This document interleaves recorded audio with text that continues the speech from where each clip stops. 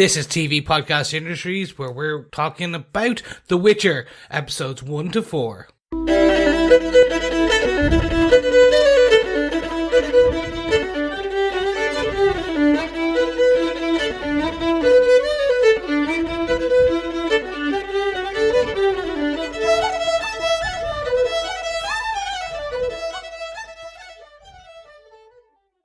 Welcome to 2020, fellow Witchers. This is TV Podcast Industries, and we're watching The Witchers, episode 1 to 4. I am one of your hosts, Chris, and I am joined by two fellow Witchers, the men of the coin, men, monster hunters extraordinaire. Boys, introduce yourselves to our fellow Witchers. Hello there, fellow Witchers. I am one of your hosts, John. I'm one of your hosts, Derek. Yes, from Watchers on Watchmen to Witchers on The Witcher. I like it.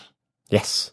There's a symmetry about it. There is, yeah. Yes, very soon we're going to be doing the Wellingtons, the Weight Watchers. I'm pretty sure, like, any other W's we can figure out over time. Well, as it's January, I'm definitely going to need to do the Weight Watchers, to be honest. Absolutely.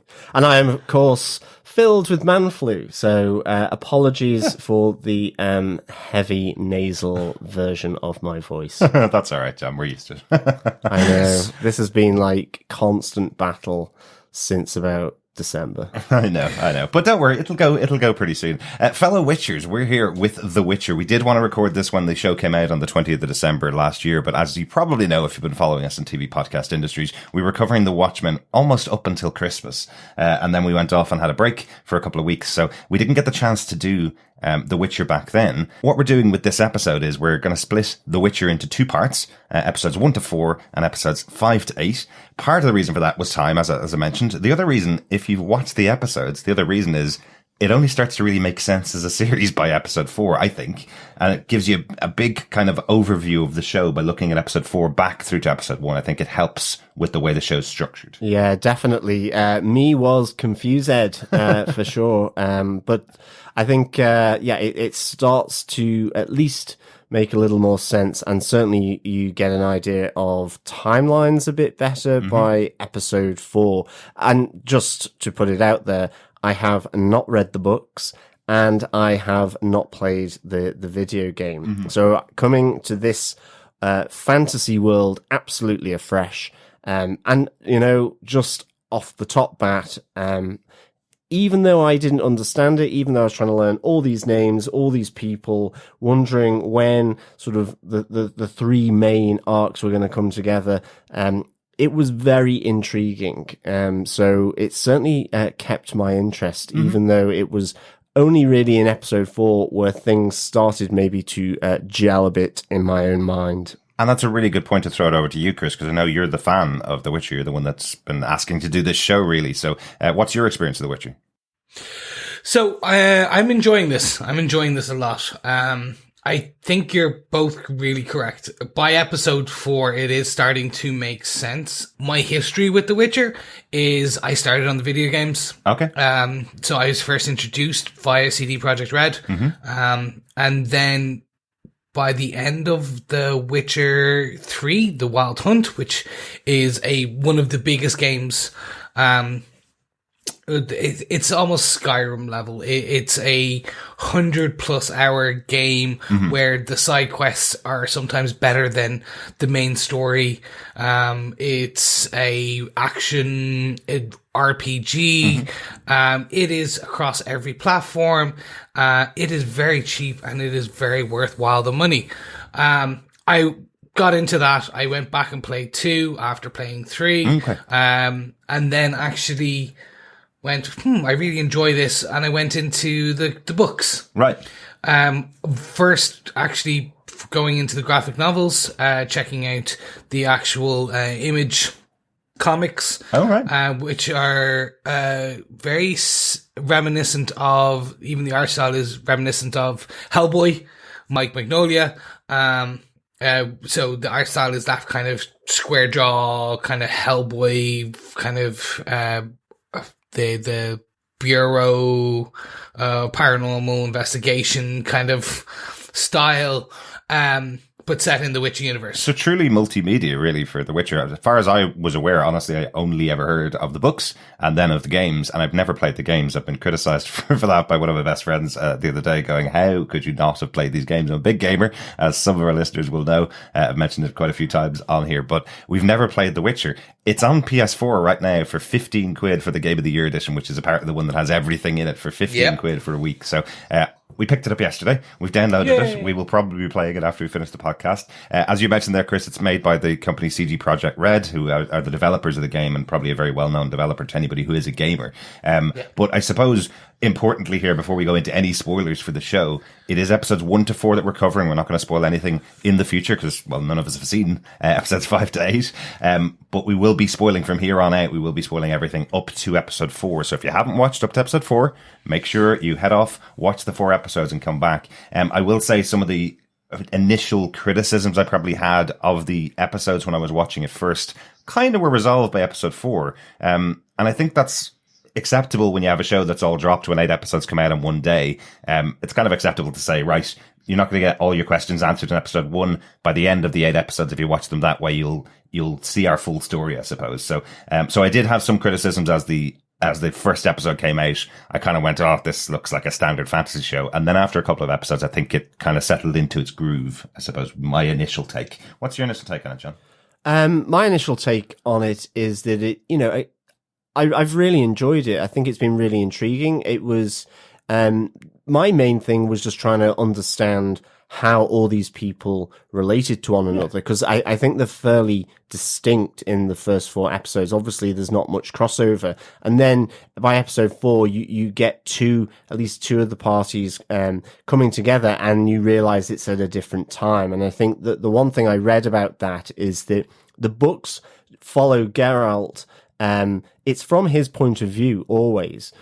So in order to get these 3 main characters from the books, both Geralt, also Ciri, the young princess, and Yennefer, the mage, they had to bring their different storylines into these first 4 episodes. Right. And so whilst all the character timelines are chronological, from what I understood from the piece that I read, I think it was in Variety, because I wanted to understand the timelines after episode 4.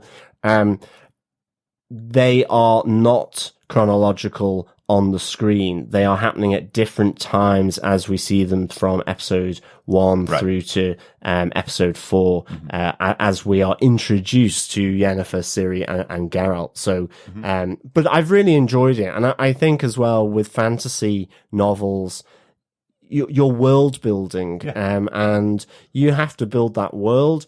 And I know there's been some criticism around some of that world building, but again, I think a bit like you, Derek, certainly by episode 4, I felt that there were some really good elements that were coming out, and plus I think it looks fantastic, dare I say it, magical, and it's certainly the fight sequences that we've seen and the locations have been just really, really good.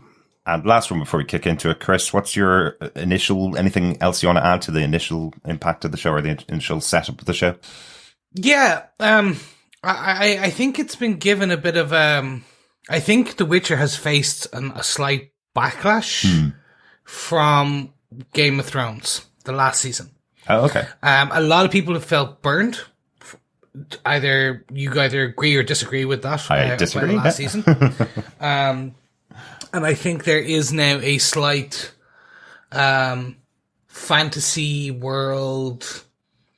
Hatred's too strong a word. Wariness. Wariness is probably, I think, is the key. Right. Because this does remind me of season 1 of, so far, reminds me of season 1 of Game of Thrones. Oh, really? Because you're thrown into a world with a lot of not given you're not given a lot of answers. You're not given a lot of backstory within the first couple of episodes. Right. I am assuming we'll have a lot more backstory by the end of the season 1. We know there has been a season 2 agreed, and it's in pre-production already. Yeah, filming started yesterday, apparently, according to Henry Cavill. Yeah. I do think it's a bit of an uphill struggle, isn't it, with Game of Thrones, because it was the biggest show in the entire world. Even to the end, to the final season, people watched it up until the end, obviously, and you always will lose people, and people will be for and against it by the end of the season of that show. But it is a massive uphill battle. If you think back to season 1 of that show, it dropped to very little kind of response and then started getting picked up by people. The budget was very low. It was very much focused on people talking in rooms, talking about the world. And by season 3, the budget was massive on that show. The kind of battles they were doing was huge. So anybody that's trying to jump in and be the next Game of Thrones, which everybody seems to be trying to do, has to put in huge budget in their first season and isn't being allowed to kind of develop their characters, I suppose, in a way. Whereas Game of Thrones was allowed to develop them with a lower budget and then kind of prove themselves to people. Yeah, I think as well, the other thing maybe, the way I saw it in terms of that connection between Game of Thrones, that first season, we really were introduced to the world of Westeros through the Stark family. So you made that connection. Everything was kind of through their eyes, really, in terms of how you felt other people treated them, how things played out. Yeah. And I suppose it, because of the budget, and that made it very personal. It was very different. This, I suppose, really has had to bring together 3 large characters and put them front and center so that people know about Yennefer, know about Ciri, and know about Geralt. Because otherwise, I think if they had just followed the books as they are published, it would have been, the first 4 episodes would probably have been about Geralt or something. Yes. And you wouldn't have known about Yennefer or Ciri, and all of a sudden they would have dropped. So I think they had a hard remit to do here, mainly because the books are actually all from Geralt's point of view. Yeah. So and unless you were going to call it Witcher Geralt's procession or something like that, then that would have been where you would have just gotten Geralt for the first 4 episodes. And so I completely agree. They needed to introduce Yennefer. They needed to introduce the storyline of Ciri. And I think that just made it a little... It exploded the world very quickly before getting to know the world. Whereas I think Game of Thrones, you could almost argue the first season introduced you to the world through a family, the Starks. So I suppose that, it's a very different approach ultimately. Yeah. I will say I am conscious that our wonderful Witchers who are listening to the podcast who may have an Apple device, the device could be going absolutely crazy with the mention of one particular character name. Should we call her Fiona from now on, or just call her Ciri occasionally, just so that our Apple listeners aren't completely head wrecked? Well, just not use the word "Hey Siri." Hey Siri, subscribe to TV Podcast Industries and review it 5 stars. Excellent. There you go. Very quickly, just let's kind of pull it together now, and because I want to jump in and discuss some kind of major points. So, how we are, because we've mentioned it briefly, we're 15 minutes in, but we're reviewing the first 4 episodes as part 1. In about kind of over the next 7 to 10 days, we'll also be recording part 2, which will be episodes 5 to 8, with a kind of a bit of a wrap up of how we felt the whole season came together and what we're expecting from season 2. Yeah. Because we now have a Patreon, because we need to keep the lights on, we need to keep the servers going. That RSS feed does not accept food coins or witching bounties, unfortunately. So we do need basically we need your help. We need our Patreons to support us. And so that being the case, what we are doing is Patreon first.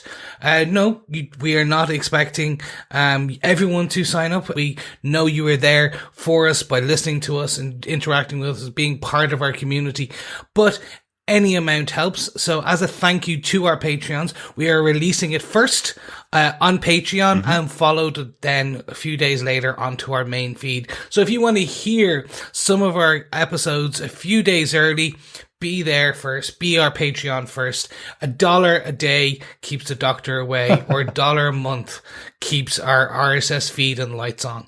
So first of all, thank you to all our Patreons at the moment, but you can support us by liking, subscribing, sharing, reviewing across all of the channels. Hell, even telling your grandmother about it. She may like Henry Cavill's body, but she wants to know more about the show. Hell, you can just tell her to come listen to us. Isn't that right, boys? Absolutely. It's great to get new subscribers onto our feeds, as well as onto Patreon as well. So yeah, absolutely. All your support is really, really appreciated. Yeah, absolutely. And we love our wonderful Witchers who've been sharing our episodes as well on any of their social media feeds as well. But if you want to support us over on Patreon, remember you can go to patreon.com/TV Podcast Industries. I do post the episodes up there so you can hear it on Patreon, as Chris mentioned, or you can just wait for it on the main feed when it comes out as well. Absolutely. Yes. And you can rate us, leave a review on any witching or non-witching podcast catcher of your choice. If you would like to send feedback on The Witcher Season 1 as a whole, you can pop over to our website, tvpodcastindustries.com, leave us a voicemail, and you will basically play it out on the part 2 of our Witcher in review. Or you can send us email to feedback@tvpodcastindustries.com and we'll do it there. Don't forget as well, we always post up spoiler posts on our group over on facebook.com/group/TV Podcast Industries. So we've had quite an interactive group there right now where people are discussing season 1, or at least the first 4 episodes of The Witcher. So make sure you join us over there as well and post your thoughts, and we'll discuss more of them at the end of part 2. So gentlemen, we very quickly discussed our history with The Witcher. So we're going to jump into some episode details. Derek, do you want to take away with the writing and directors for these first 4 episodes? Absolutely, yes. These are all based on the books by Andrzej Sapkowski. The books were the main inspiration for the show. They have not taken anything from the games. Obviously, the games are based off the books as well. But Lauren Schmidt, who's the showrunner for the show, she has based it all on the books and reordered them there. So if you want to know more about the characters, it's definitely the books that you would probably go back to. Lauren Schmidt, the showrunner, we've talked about her many times before on the podcast because she was heavily involved in Daredevil and some of the other Defenders shows that we have covered on Defenders TV Podcast and TV Podcast Industries over the last 5 years. She wrote 5 episodes of the Defenders TV show. There was only 8 on there. So yeah, that's exactly. quite a significant contribution to that show. And she also wrote 3 episodes of season 2 of Daredevil as well. She has been involved in the Umbrella Academy, which we talked about a little bit on our 2019 recap episode a couple of weeks ago. So she's been heavily involved in lots of shows that we've been covering, and getting the role as showrunner for this massive series, quite a big jump. Yeah, definitely. Really pleased for her, actually. And it's good to see friends from other shows being rewarded with such a big property, with huge expectation. Absolutely. She's also the writer for the first episode of the series. And obviously, as showrunner of the show, she has been sitting in with every other episode as well and giving her guidance to everybody else. But she gets the main credit for the writing of the first episode. The director for the first episode is Alik Sakharov. He directed 3 episodes of this series. He is a cinematographer and director known for Game of Thrones, Ozark, and House of Cards. So definitely worked in the big studios with Netflix and HBO before. And it's nice to know that somebody's coming over from the Game of Thrones world to add their directing style into The Witcher as well. Yeah. For me, I'm really happy with the choice of the writer. Or Lauren, for example, is fantastic. Mm-hmm. She earned her bona fides with the West Wing and the Justice in terms of characters. She really has shown Netflix, in my opinion, that she can deliver on these shows. And now working up to where she is now, which is The Witcher season 1 and season 2, and really pulling in the character development from with some of that supernatural as well is really great.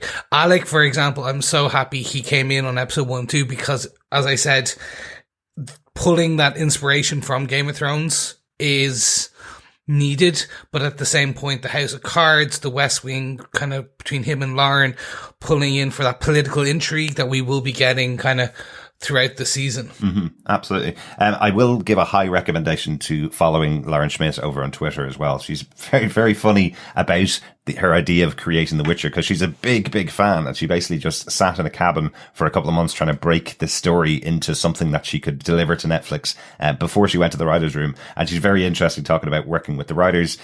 She has at least answered a bunch of questions from, I guess, fans and people who have critiques about The Witcher. She's been very open about the reasons she made particular decisions for the series that are different to the books and different to the games. So she's fascinating to follow on Twitter. Definitely go and check her out. John, Yes. do you want to give us a quick overview of the first episode of the show, The End's Beginning? Sure. Hostile townsfolk and a cunning mage greet Geralt in the town of Blaviken. Ciri finds her royal world upended when Nilfgaard sets its sights on Cintra.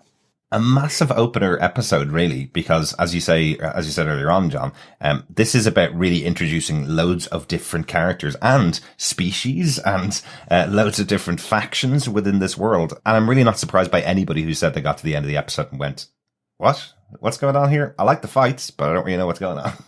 Yeah, I thought there were great visuals in this episode, you know, in terms of the city, the palace of Cintra, and the attack by Nilfgaard, plus the whole thing in Blaviken as well. That kind of really washed out sort of, you know, you do get the sense of rain, mud, and it being fairly grey in Blaviken. Really nice visuals here. Mm-hmm. I was so happy at how they did this. Like the opening shots with Geralt fighting the monster really gives you an understanding of what this world is. But at the same time, it plows you with information. Like, and sometimes not in a good way. Mm-hmm. My wife literally turned around to me and went, "Huh? What? Yeah. What was that word?"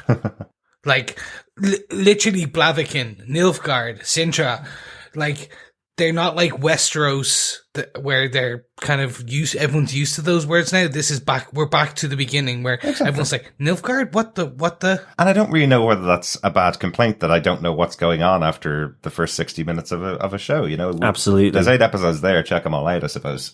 You're not supposed to know everything, but I think they are laying out a few things that you should be able to cling on to. You know, one faction is against the other, and one faction's just burnt down an entire city and killed everybody in it. So you know there's a big battle here, and you'll learn more as the episodes go on. Yeah. Yes, exactly. Okay, so let's get into our big moment for episode 1. We'll go through each episode and we'll just pull out our big moment. I suspect there might be certainly some crossover between our big points here. Mm-hmm. And as we move on to each episode, I will come in with the summary, just so you know where we're up to within the overall storyline of this series so far. Exactly. So, Chris, you are the Witcher Magusta. So, what's your big point for episode 1? This. Yeah. One of my big points probably for episode 1 and continuing throughout the season of the first half that we've seen is the fighting, the sword work. It's really well put together. It's really the stunt coordination, the whole lot for me was just amazing. Particularly in this first episode. This first episode really sets the scene with the grace that Geralt, which you wouldn't expect. So someone as bulky and big and schwal as Henry Cavill, you don't expect him to move with that kind of grace with a sword. You expect a bit more of a bruiser, that kind of Hulk smash type approach. Yeah. But this for me was amazing because we see him fight with the bad people of Blaviken, where he actually gets his name from the book, and this is like the history of how he got the name Butcher of Blaviken, because he did take down the guts of about 12 people. Yes. In a graceful art. And that's very much one style of how he fights, and he used, like, it's just fantastic. But then it very much quickly switches when he starts fighting with Renfrey. To becoming a much more someone on his someone who's at least with similar abilities and this kind of competency as him. Yeah. With a sword. It felt like each of them were kind of holding back against each other when he was fighting with Renfrey. She didn't want to kill him, but would, and he didn't want to kill her, but would. And you can really tell that they are matched. It's a really, really good scene. You're absolutely right, Chris. This is one of the biggest things that this show has going for it. What the amount of work they've put in to these fight sequences. There's a great moment just before that battle with Renfrey's men in Blaviken. There's a great moment where he just takes a breath before plunging into the fight, stabbing the guy in the face with his sword and then cracking his head open. When you're suddenly going, whoa, now I'm in a battle here. Now I'm in a real moment. And I will say this was definitely the first moment where I went, I want to buy this game. I want to have that moment where I put a shield up and block the guys from coming towards me and then attack the other three around me. You know, it's that moment where you realize this also does have connections to a video game, you know? Yeah, it was a great fight sequence. I think Henry Cavill's excellent here. I just love how he dispatches those 12 guys who are coming at him. And of course, I think earlier on in the episode, you do have, they're baiting him as well. So it really does feel like he is making a very sharp point, generally in their heads or through their guts. But I really like how, he does that. And of course, to top it all off, or decapitate it all off, the leader who really was baiting him in the inn at the start, gets his head chopped off after being, I think, pinned to the door. But it's just how he dispatches them is like really good. And you do feel that is taking its inspiration, probably from the game. I don't know how it's described in the book, some of these fight sequences, but yeah, as you say, Chris, it just kind of, it flowed, and moved through all these 12 guys as he attacks them, where he has the far superior sort of, battle poise and skill set there, really good. And then, just having that change, with Renfrey is really nice, and I thought this was really good. It was almost a dance between the two of them. Yeah, it was really cool. And also starting that whole fight with him knocking an arrow coming towards him out of the air with his sword, you go, whoa, this is going to be cool. And they didn't disappoint. Yeah, really, really good. It reminds me to a degree of the hallway scene in Daredevil season 1. I know what you mean. Yeah, definitely. In that it was very brutal, but at the same time graceful. Yeah, graceful. Absolutely. Yeah. That's a good word, yeah. It's a nice way, as you said, Derek, like as soon as first time viewers, first time people kind of to the source material, to the Witcher universe, it's once you're introduced and you see that, is you're like, oh, okay, now I know what I'm in for now. Yeah. You know it's not going to be I don't know. So there's 2 other shows coming out which are going to be similar high fantasy. You've got The Wheel of Time coming to Amazon. It's Robert Jordan's series, isn't it? Robert Jordan's, which is very, again, high fantasy. One of my favorite books of all time. Will be covering it. Maybe. Maybe, fingers crossed, if and when it ever comes out. But at the same time, you've also got Lord of the Rings. Those 2, I believe, will not be as violent, if you will. Yeah. They're not going to have that same level of Witcher and Game of Thrones where you get blood, you get guts, you get the Red Wedding. Yeah. This will. Maybe. And I think that's what they did in this kind of opening shot, this sequence. Even when you have with like Geralt fighting the Kikimora, the monster, as I said, like literally him jumping out of the swamp and basically bisecting its kind of art, or decapitating its arm off and then spearing it through the head. Yeah, absolutely. I mean, that's the other thing. The monster fight right as an opener is just really good. It gives that atmosphere, doesn't it? It's kind of this dank swamp, dark forest. Dare I say it, even Bambi gets killed or put down by Geralt. Yeah, no, exactly.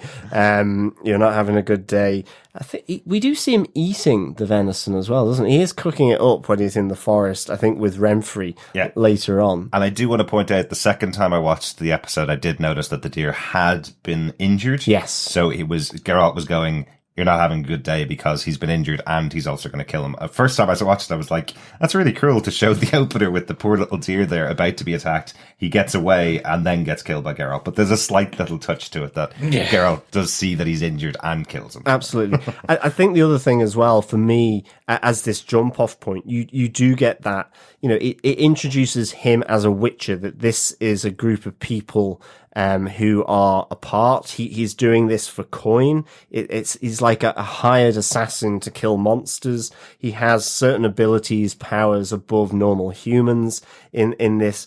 And I kind of like that. And I like the fact that you do get that sense of him, set apart from at least the humans in terms of how they view him. And certainly when you see him in Blaviken, where, he is slightly observed with mistrust, with this idea, like you get in the Lord of the Rings, where they are special folk who are loners, do things differently, not entirely trusted, but if someone has got a problem, no one else can help with a monster, then you get the G team of Geralt to come in and sort that out. So I thought that opening was really good, and how that all kind of gave a hint as to his place in this world as well. Yeah. Was that your big point for the first episode, John, or did you have something else? No, I had something else. It's kind of at the end of the fight that Chris brought out, and it's ultimately Geralt meeting Stregobor, the mage, and you kind of get this element of a prophecy that someone, a lady is coming to kill him, and he believes that it's Renfrey, and it could be someone else. That this woman is born of the evil in this world, and he is being asked effectively, again, he's being hired to be an assassin, but this time to protect himself, Stregobor, from this woman. And we're introduced to Renfrey here, who, has a vendetta against him because of how her life has played out.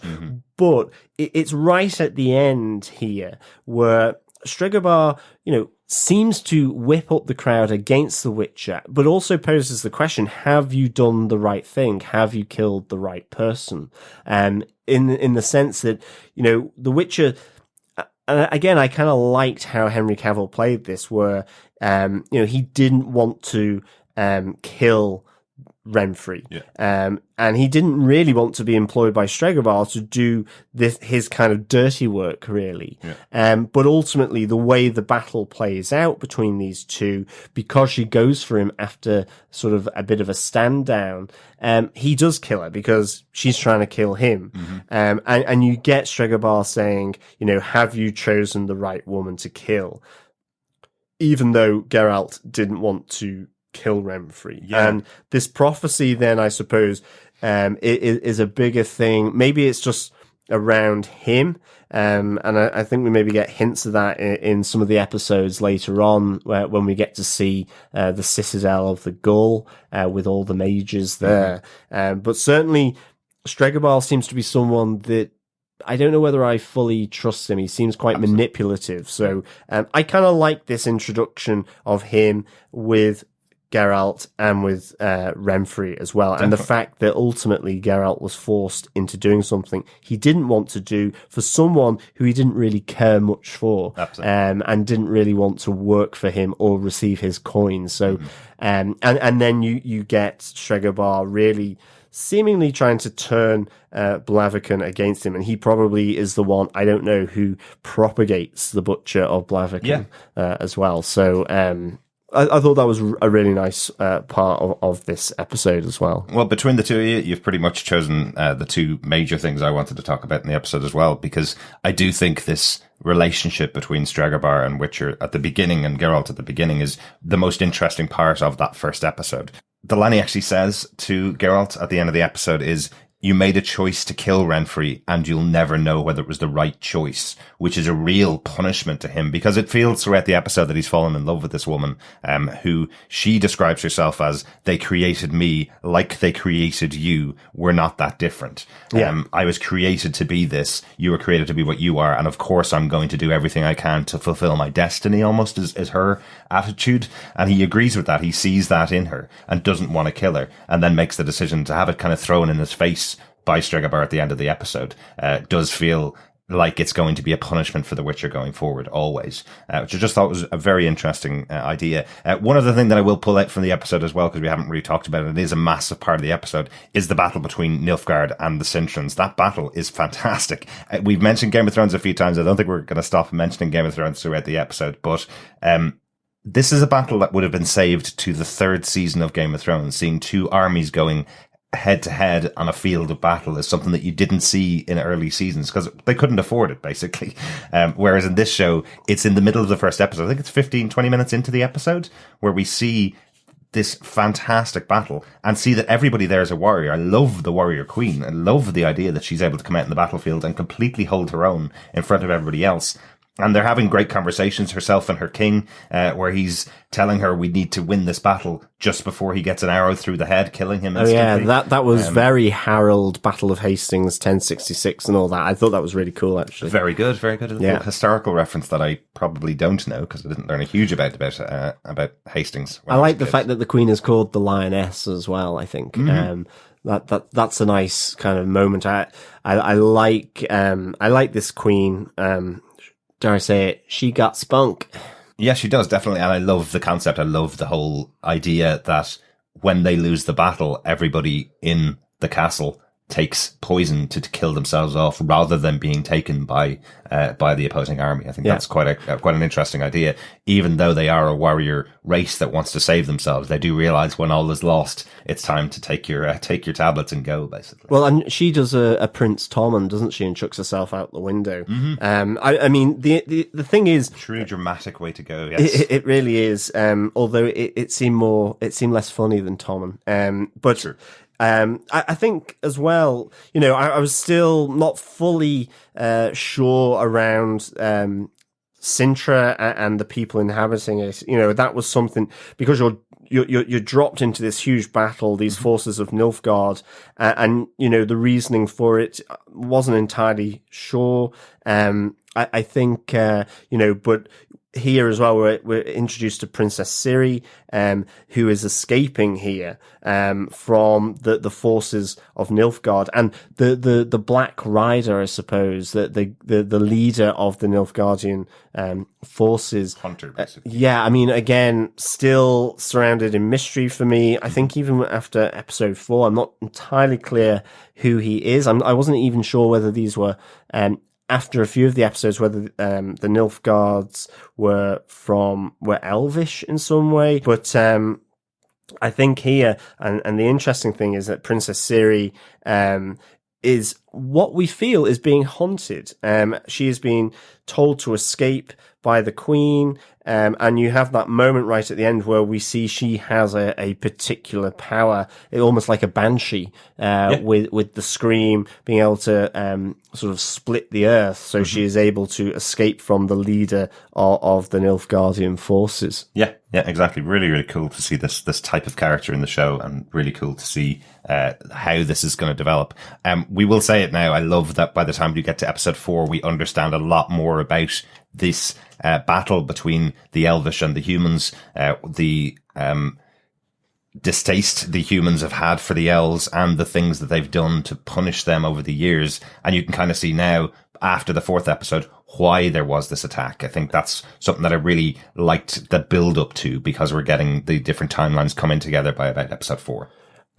But didn't you think that there was something strange when she did split the earth as well, when she was being chased by the leader of the Nilfgaardians? Yeah, there was in a later moment where the Elvish assassin that's going after Ciri almost gets her, and she cracks the earth in half. And he looks at her as if he's saying to her, no, don't run away. I'm here to help you, or I'm here to save you. He looks at her not as if not as if she's gotten away from his grasp, as if he's there to try and save her. But I'm interested to see if that maybe plays out in the future of the show. I don't know at the moment. It feels like it could be a straight black and white story. He's after her. He wants to catch her. And she got away. But it was just something in his look that made me think, oh, maybe there's something different. Yeah, so there could be something there that maybe is a little different. Certainly, because I'm just wondering, we find out later that Ciri does speak Eldrin. So maybe she's part elf as well. Perhaps, or something. Yeah. I don't know. But I'm sure Chris does, but don't spoil us, Chris. That's what I'm like. I'm sitting here in silence, and I know probably some of our fellow Witchers are sitting in silence as well, or screaming at the podcast. I know some of this, and I want to correct you, but at the same point, I don't. Because that's the whole fun part of this.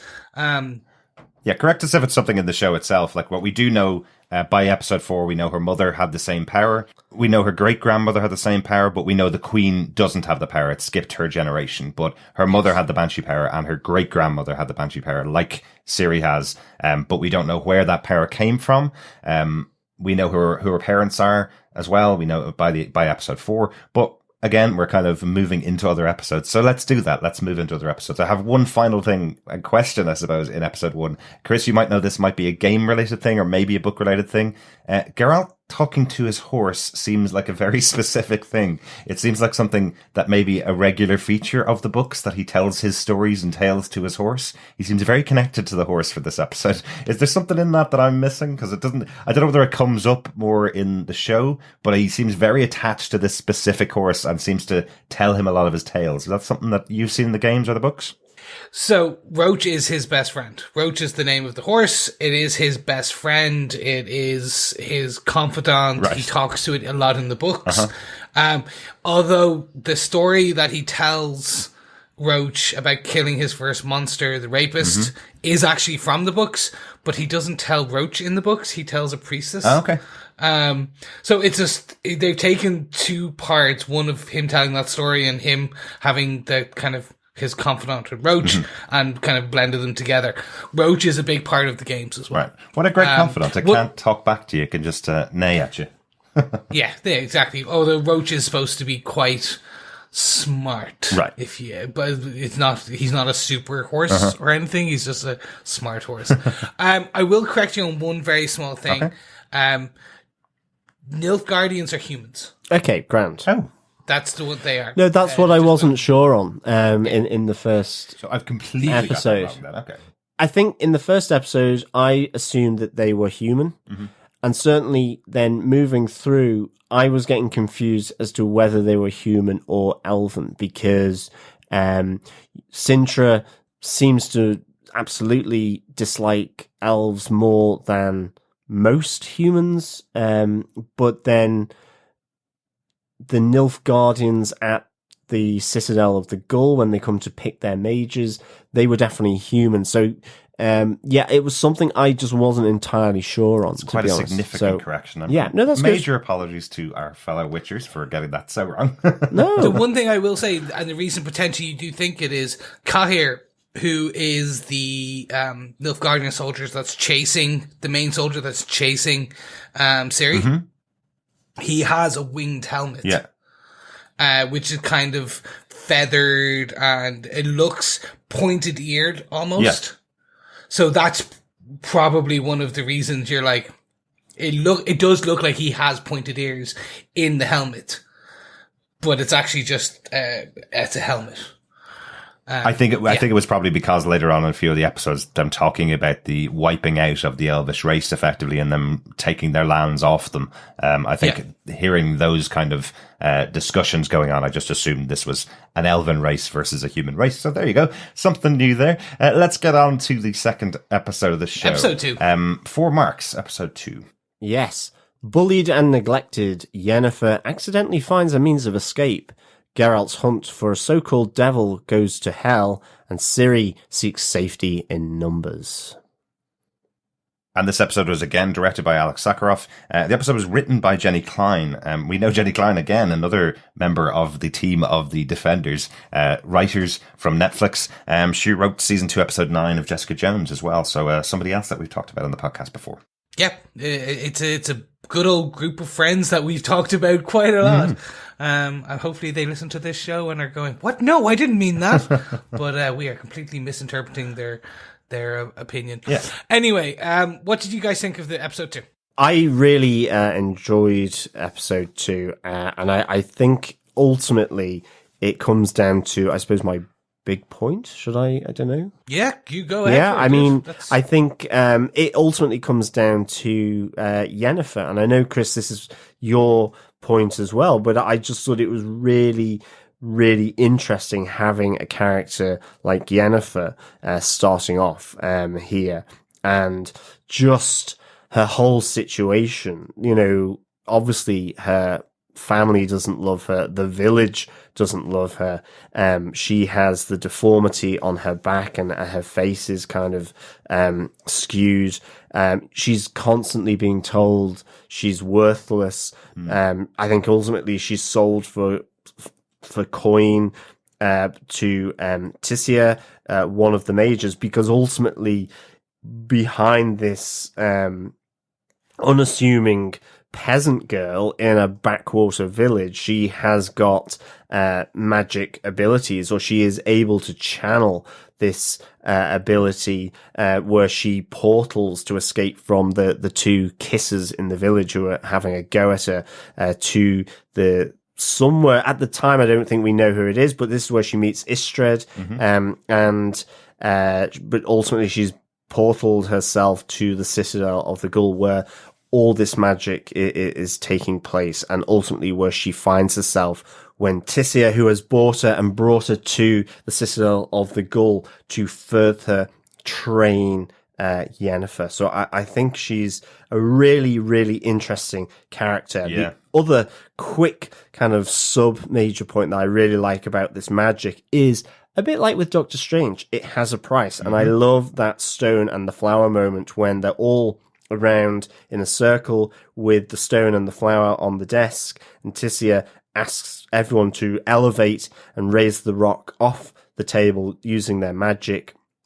And one of the girls, you know, it is kind of like, oh, look, I'm doing it, as it effectively withers her hand, because the price for that magic that she's just used is her hand withering. Very sort of Dumbledore in terms of what happens, and actually that you needed to hold the flower and wither the flower to raise the stone. So I thought this was really, really interesting. But we also see, I suppose, Yennefer maybe not understanding her powers as well as the others at this moment in time. Absolutely, yeah. I think it's really interesting that we find out later that Tisia knows how powerful she really is, and she's pushing her down the path of power, basically, because she knows what's there. She knows the other girls can do tricks and can do glamours, that kind of stuff, but by the fact that Yennefer used this portal system to move herself away from trouble, that gives the indication to Tisia that this is a very powerful person. If she can just be channeled down the right path, then she'll have another powerful mage at her side.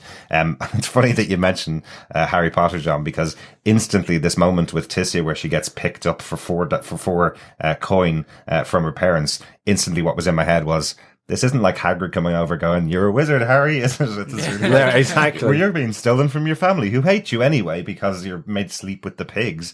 This is awful. Like, you know, yeah, it's really brutal. As we know from Harry Potter, he's like made sleep under the stairs. His family do hate him as well, but there's a moment of light that comes when Hagrid comes to him and brings him to wizarding school. This is you're being dragged off kicking and screaming from, even though the people hate you, you don't want to go, you know? But I do like the progression of that story. I think all of us have this as probably our big point. The character of Yennefer, I think, is fascinating in this show because she realizes the power in everything, and then she wants it. She wants all of the power for herself. Like, there's an interesting moment with this character where she's effectively told that she can get surgery to make herself look beautiful. And she doesn't go for it because she wants beauty. She goes for it because she wants the power that is held within beauty for other people, which I think is a really interesting thing about Yennefer's character. To make another Harry Potter analogy, it's almost like Voldemort going after the Elder Wand because it's the most powerful wand, which will therefore make him more powerful. This is Yennefer going, oh, okay, well, I can get surgery and make myself look beautiful, which gives me the power of beauty over other people. So when I walk into a room, everybody will know how powerful I really am. I love that choice. I love that idea that it's not to do with herself feeling like she needs to be beautiful. It's to do with herself going, I know what that power is over other people. That's a great difference that she has here in the Absolutely, show. because, and I think it comes to, she's told she's worthless by her family, and then she realizes that the city that she would be placed in by the Mage Council, she's not getting the one that she thinks she is because she wouldn't look right, and because she is a quarter elven as well. So this idea of her, she suddenly understands that for the rest of this world, the power of beauty that she needs to attain in order to have even more power over them. And I think that's again, as you say, that's the interesting thing about her, is her ultimate goal is power. And strength, and she has those conversations as well with Tissia, that she doesn't want this and that. She just wants to be more powerful, and to prove this. And she thinks that her magic power is all that would take her to her assignment. And in the end, through a combination of her deformity as well as her bloodline, she's told no. So she then recognizes the power effectively of optics, or of the superficial within this world. And again, later on, I'll leave it till later on for me, you also then get sort of a sudden thud of realization from her in episode 4 on the beach, which is really, really interesting. Well, we'll definitely get into that one. Absolutely. Chris, do you have anything else on this point, or is this similar to your point? Well, actually, this is similar to your point for the episode, isn't it? Exactly. Like, Yennefer is my point. I love this character for years. Right. She's really well portrayed in the books, and even, in personal opinion, better portrayed in the game. The character has always, as you say, at first glance, the story of Yennefer is kind of like, oh, poor hunchback that like makes herself beautiful and then wins everything. And it's like, no, you see in this choice by the writer and the way that they portray the character, that she, I'm not going to belabor the point that you've already said, like, she chooses to do all these things for power. And one of the key turning points you see this in, I don't think a lot of people got it because it's very subtle, to a degree, which is when her friends, or basically her schoolmates, are sacrificed and turned into eels so that their powers will stay within the fortress. And basically she doesn't care. Yeah. She's like, because that power becomes her power. It's that moment when she realizes what's actually happened. She thinks that Tissia has converted her friends into worms, as she says. And it's only when Tissia slightly explains to her, then she goes, oh, okay, well, then I don't care. It is very much that twist in her as well. That was a great moment as well, because you see her self-doubt, even though she's been picked by Tissia, even though that was because she was bought like a slave, and yes, it's not the happy ever after Harry Potter type of thing of being accepted by fellow mages. She plays that self-doubt, or, like catching the lightning in the bottle, all of this thing that she seems to be failing at consistently, or not doing as well as other members. And you can see the jealousy, but also the self-doubt, and then the determination of what she wants to do. You can see, like, she's really sort of nicely portrayed here. I'm finding it really difficult not to talk about all of Yennefer's story here, because I think it is the most intriguing of the show. There's a great moment where she's talking to Eastred later on and says to him, do you remember that girl that fell at your feet with no confidence in herself? I want to go back to where I'm from with this power and never be her again. I think that's fascinating, because what she's saying is, I'm going to be going back to the exact same place, but now I know who I am. Now I have the confidence in my abilities, and now it doesn't matter what anybody else thinks of me. I have this power. It does make me think that potentially in the books and the games, this is the villain of the piece, and we're getting her origin story. I don't want that question answered. That is a rhetorical question. That's just how I feel by the end of episode 4, that Yennefer is on the path to being the villainess, wanting all of the power in this world. but that's just where I think she's going. I think we're going to see Geralt versus Yennefer rather than her siding alongside Geralt. Well, just to that point as well, I kind of feel that is this the other person that Stregobar is talking about? Definitely. And certainly we see his machinations with Istrid as well, and everything there. Again, another thing that really for Yennefer seems to say that it's only herself that she can sort of believe in and trust, that this world is far too sort of fickle, really, and far too devious against her specifically. Yeah, very quickly, there's another part of episode 2 which we should discuss, which is essentially, as we brought up very briefly in episode 1, the elves, and the Geralt's having to look for the devil with the horns, where we see the second side of the prosthetic CGI, or sorry, the prosthetics versus CGI. Right. This is Goatman, isn't it? Yeah. Yes, exactly. We meet the elves and the I can't even remember the monster's name. It's not even a monster. The Goatman. And you see the difference between what we just saw with the Kikamora in episode 1. And then you see the elves, which are like, okay, elves look human with just bigger ears. And then you see Goatman, and I'm like, oof, oh. This is where they didn't, in my personal opinion, they lost some points on that. Yeah, just from the look of it, you mean? Yeah, exactly. It wasn't the best prosthetics.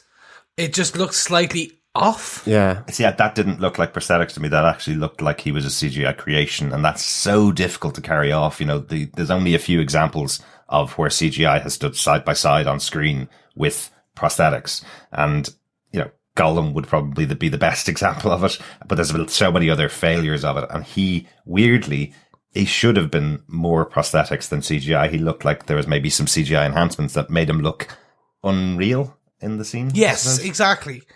Because we do get some prosthetics later in episode 4, which look good. Absolutely. I was going to say, I thought the Hedgehog Knight was... looked really good. I thought those prosthetics were really nicely done. I mean, I think with the goat one as well, dare I say it, a bit like with the Cats movie that's just recently come out, when you're trying to put Uncanny Valley. Well, when you're trying to put an animal look onto a human, I think it can potentially look weird. Anyway, goats have got those kind of beady eyes on the side, and it's like, can you actually do it? So maybe this was the 5 minutes worth of cats in The Witcher, where you just kind of go, it's really difficult to put a goat look onto a human head. It's kind of like, at least for centaurs, the bottom half is a horse, the top half is more human looking. So it's. I just wondered whether it was the Cats moment with Goatman, because I thought Hedgehog Knight was really, really good. Now, you do say that about centaurs, but I do remember the first appearance of centaurs in Harry Potter, where they had Forensic, was not very good. It wasn't a very good version of the character but either. That was a CGI. It was CGI as well. What I would say, though, is there's some things that probably, even on the massive Netflix budget, aren't going to be movie quality. This definitely felt like one of those. But I do want to come back to your point, Chris, because this was part of my point. The idea of the elves in the show, I did talk about it in episode 1 incorrectly, but this is the episode where we hear much more about it effectively, that the elves are being ethnically cleansed. There is quite a significant story here where you hear the bard talking to the elves going, oh, well, you left your home willingly. And they're looking at him going, who the hell leaves their home and their crops willingly? We were forced out of there. All of our people were murdered. And you sit there looking at the crops that are growing in the blood of our kin and praise yourselves what you've done taking our land away. I think that's a really interesting thread of a story there that needs to be brought up more. And I hope the show is going to focus on that side of it much more, to build on this world and this universe, rather than just it be a fetch quest of a show. Every episode, Geralt gets a quest and he needs to meet different people. This is the stuff that I'm finding really interesting in the background that's going on. Yeah, I think that the elves are a subspecies that are being persecuted was an interesting twist. And certainly when you compare that, say, to something like Lord of the Rings, where they're very highly esteemed, even though not necessarily always trusted, I thought that was kind of interesting. And of course, you do mention the other point that we do have to raise here, because like him or loathe him, there is the bard, there is Jaskier. Well, that was my point for this episode. Okay, well, take it away. I loathe this character. And I think he's meant to be loathed, to be honest, for that opening moment where you hear him singing a song about abortions in a bar, and then they tell him to go abort himself and throw stuff at him. I was totally with the patrons of that bar. He's absolutely the most irritating character. He feels like a character out of the game Fables, those excellent, very funny comedy games that are on the Xbox and PlayStation. He feels like a character out of that dropped into Game of Thrones. I think if it was in Game of Thrones rather than The Witcher, he probably would have had his throat slit by the end of the episode, to be honest. I don't really understand, even after episode 4, I don't really understand why Geralt's putting up with him, tagging along with him the whole time, apart from he just can't get rid of him. I think that's the beauty of it. He's a bard. Yeah. I think that's the beauty of it. I loved this character, and do not lie, Derek. You were singing his little tune of "Toss a coin to your Witcher." I was singing "O Valley of Plenty." I was singing "Toss a coin to your baker." He bakes you cakes. Toss a coin to your butcher. He makes your dinner. I was singing all the versions of that awful song that I could have. Toss a coin to your podcaster over in Patreon, and you might hear some more. O Valley of Patreon. Yes, exactly. But I really like the bard here, Jaskier, and I think it's mainly just because I just like the deadpan of Henry Cavill here as Witcher, and the relationship that he absolutely doesn't want him along, but can't shake him.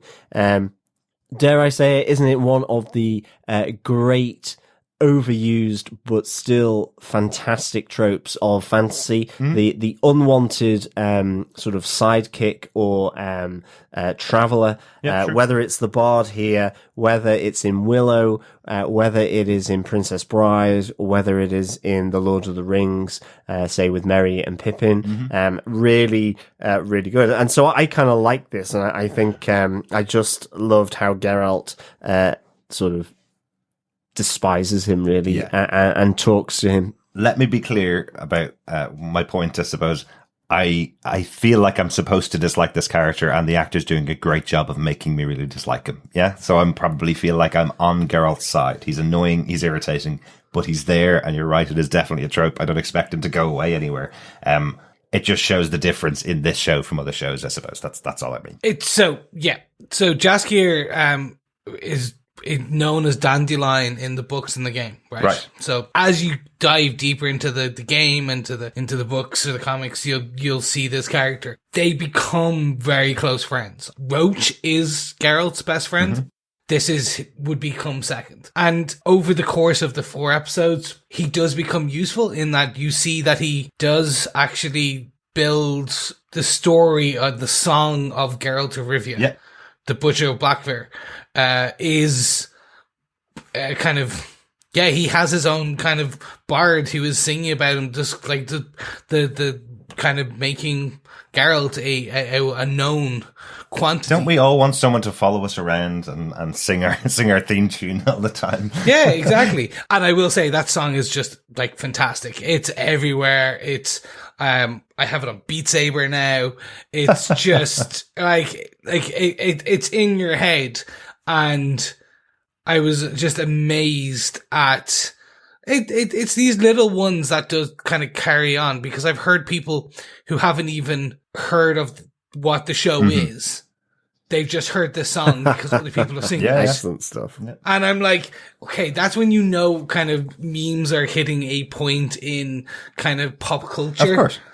Where it's just, it's fantastic. Do you know what it felt like? It did feel like a little bit like a game mechanic, if I can explain that to non-gamers a little bit. It feels like, every time Geralt does something, the bard sings his praises in the next town, and then they'll pay more coin to have that particular Witcher. So it kind of feels like a game mechanic translated into a TV show, where there's no real need to have the bard around, but if in a game you had this character around and he went into the town ahead of you to sell who you were and sell your reputation before you get there, then you develop and build up more gold for doing a job for those people. That's exactly. what he feels. He's increasing his profile within the world of The Witcher. Just before we get on to episode 3, just a quick thing. Ciri is still on the run from the Nilfgaardians. Her family obviously aren't as acclaimed or as good or perceived to be good as maybe we think, but whether it's her mother, her grandmother, her great-grandmother, her great-great-great-grandmother, as well as the royal courts. I think that's kind of interesting. And she meets, I think, Dara in this episode as well. Another person on the run, I think, from Cintra as well. Yeah. So again, you know, her story is still very much one of on the run from the Nilfgaardians. And I think we, you know, get the sense that certainly her, the queen of Cintra is not necessarily the most benevolent person there, as viewed by her sort of subjects, I suppose. I like that in this episode they kind of take away the possible hiding spots for Ciri effectively, because what we see when she's with Dara, Rat Boy as she calls him when she meets him first, because she's really nice. She sees the Cintran flags on the horizon and goes straight for them, and then she feels like she's going to be saved by them, effectively. But we find out that the Nilfgaardians are effectively doing their own purge and ethnic cleansing of her people, effectively. They're going after every outpost that escaped from the castle, trying to find her and killing all of them. So I like that they kind of pulled the rug out from under them and took away her hiding spots, I suppose. So now she's completely alone, effectively, because she won't want to go back to any more of her people in case this happens again. One interesting one, Chris, and you might be able to maybe point a little bit to this. I don't know whether there's something in there. The people that she's staying with have, it looks like a servant with them, who's a dwarf, I think. And the minute the Nilfgaardians attack, he instantly turns on them and kills the mother, effectively. Yep. Is something in there that I'm missing, or something in there that might be better explained? Class warfare, humans. It's kind of what you discussed with the elves. The non-human races are sometimes treated less than, or usually treated less than. They're seen as servants. They're seen as, typically the dwarves are treated as kind of slaves. So, and this dwarf was treated badly. We see like the lady of the house basically sees Ciri's shoes and says, "Oh no, we can't live that." And then she calls the servant, and he has to give her his shoes. Yeah. There and then, and it's constantly belittled by the mother, constantly kind of yelled at. So he kind of takes. It does cut. I don't know. It's not shown much more outside of these episodes. I'm assuming hopefully it will come in later on, but it is also seen with like the genocide of the elves. Yeah. So not a servant, not their butler, basically a slave of these people who takes the opportunity to kill one of them when they attack. Like, this is the other thing that I think will hopefully ramp up as the season goes on. You know, we talked about it in episode 1 where we heard about Renfrey say to Geralt that both of them have been made the way that they are. So that's also intriguing, that he's not human and she wasn't human as such, and they were all mistreated by the humans. So I presume we're going to see that kind of, as you say, class warfare come up in future episodes as well. Yep. Speaking of future episodes, this moves us on to episode 3, Betrayer Moon. Yes, Betrayer Moon, episode 3. Geralt takes on another witcher's unfinished business in a kingdom stalked by a ferocious beast. At a brutal cost, Yennefer forges a magical new future. Yeah, this for me was one of the best episodes, on multiple reasons. Yeah. So, top of my list, you've got the culmination of Yennefer's origin story to a degree. You've got the Geralt fight with the Striga. You've got a Striga that looks fantastic. You've got the first, the first one I caught of the multiple timeline kind of evidence, although there is in earlier episodes points, which I'll discuss towards the end of this episode, but this is the first one I caught of the multiple timelines. Okay. And you've got further kind of, movement on Ciri's story. So for me, this was really just fantastic. This was definitely, my favorite episode. I couldn't resist talking about this episode already. So I've kind of already jumped into Yennefer's story back in our episode 2 section earlier on. So this definitely was the one that kind of tied a lot of things together for the show, I think. So I really, really enjoyed it. The episode was directed by Alex Garcia Lopez, who we know for his work on Punisher, Misfits, Daredevil, Cloak and Dagger. So he's been heavily involved in loads of the shows that we've already talked about in the past. The episode was written by Beau DeMayo, who's did an episode of the originals. This is the first time we've talked about Beau DeMayo. So a new person on the show in writing one of my favorite episodes, which is quite good, or one of our favorite episodes for the show. So that's kind of cool. Yeah. Yeah. Alex, I think, did one of the best episodes of the season 2 of Punisher for me as well, where it really went into small town America with the Punisher. I thought that was really nicely done. So yeah, I really enjoyed his stuff, and I think it's really nicely shot as well for this episode as well. It's funny when you describe it, Chris, about how this episode brings everything together. I absolutely agree, but I think initially when I watched episode 3, I was still just going, what the hell is going on? Because I think episode 2 really, with the different timelines, I was still at this stage was kind of just going, okay, I'm still confused. And I think and I think maybe not only because I really enjoy the character of Yennefer, but I think just because you went from episode 2 with Yennefer into episode 3, that was the thing I latched onto. So I think whilst I love the streaker thing, I love the kind of horror element of that. Certainly, the haunted castle in a sense, with the beast, the monstrous beast. The rest of it, I didn't quite know how to place it with what I had seen before. And maybe again, it will come out later on, or maybe it's just Geralt on his journeys doing what witches do.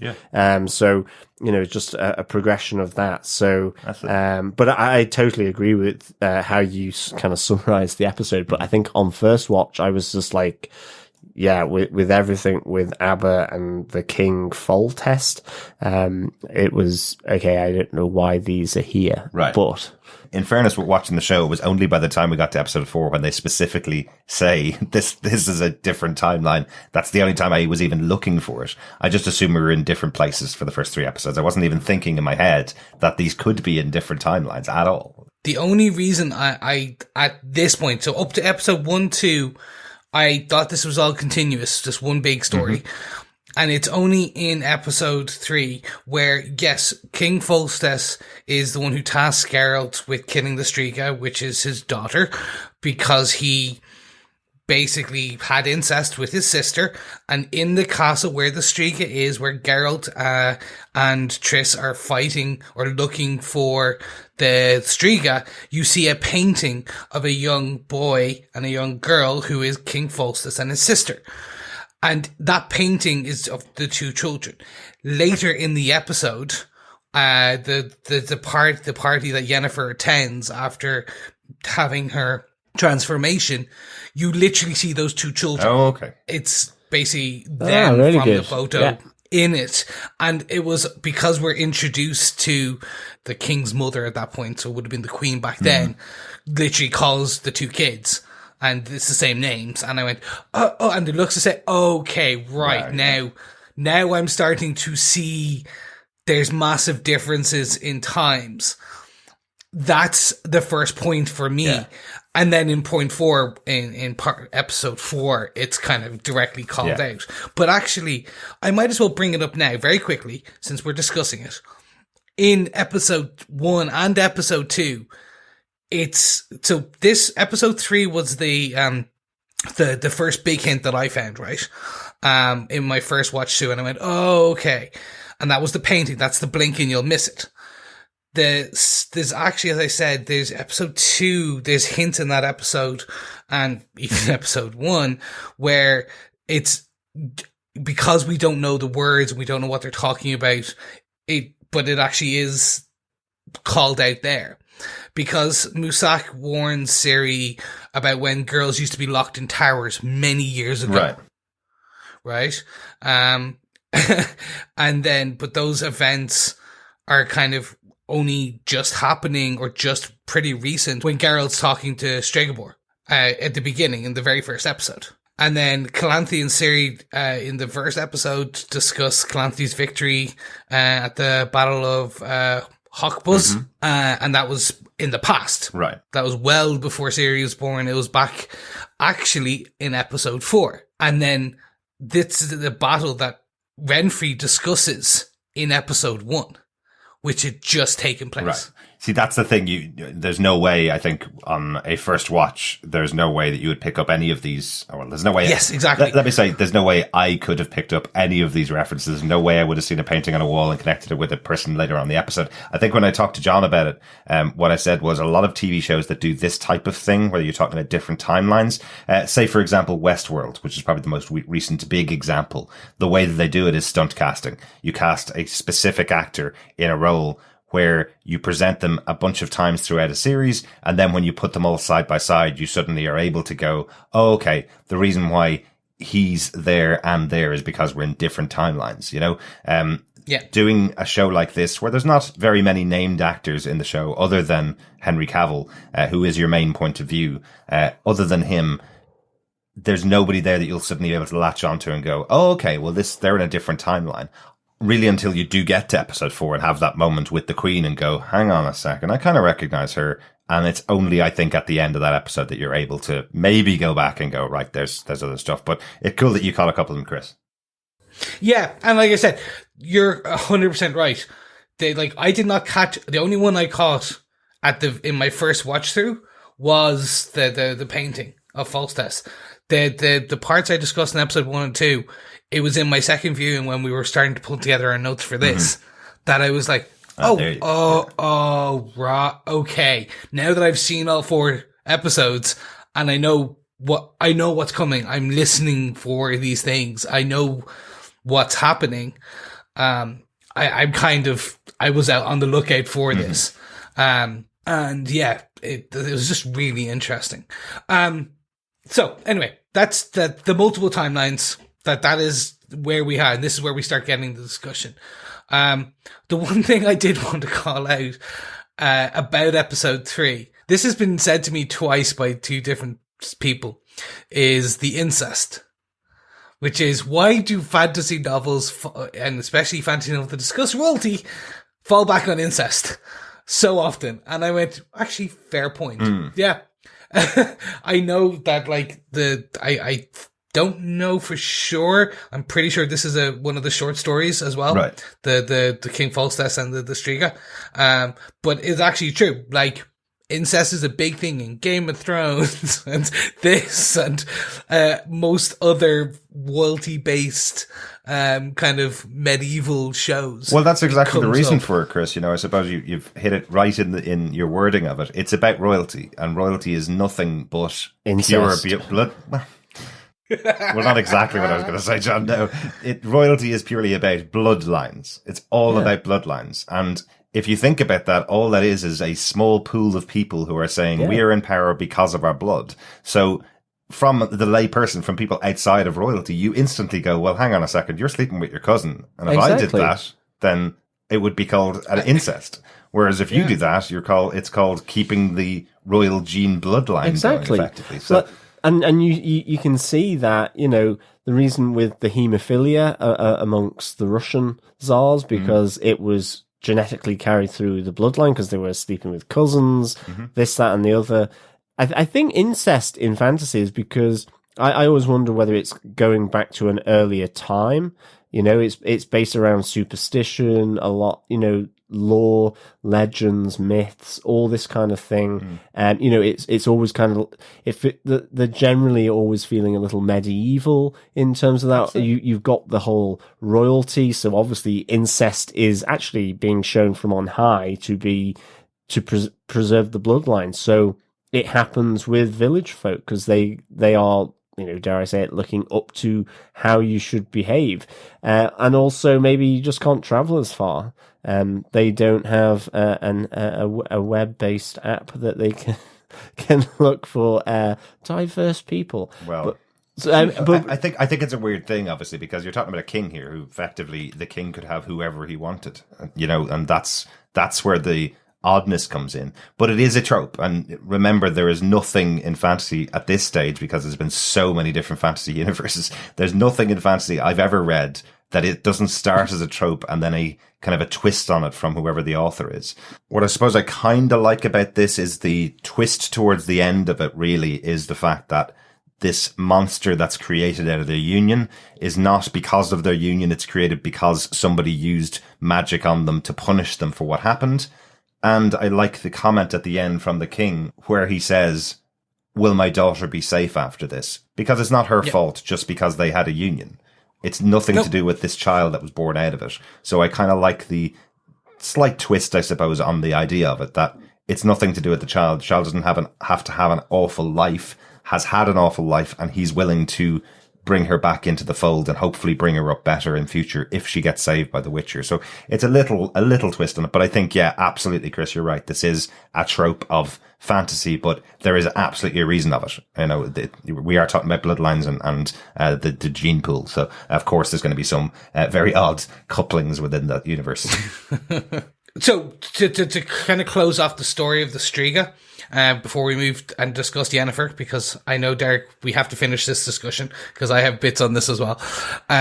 So on the Striga, what I really enjoyed, first of all, the fight. And this was where I said later on, it seems when they could put someone in a stunt kind of body and they could kind of, it looks a bit more practical. This looked good. This Striga effect, in my opinion, looked fantastic. And I was really happy with the fight. We get to meet Triss Marigold, who is another sorceress.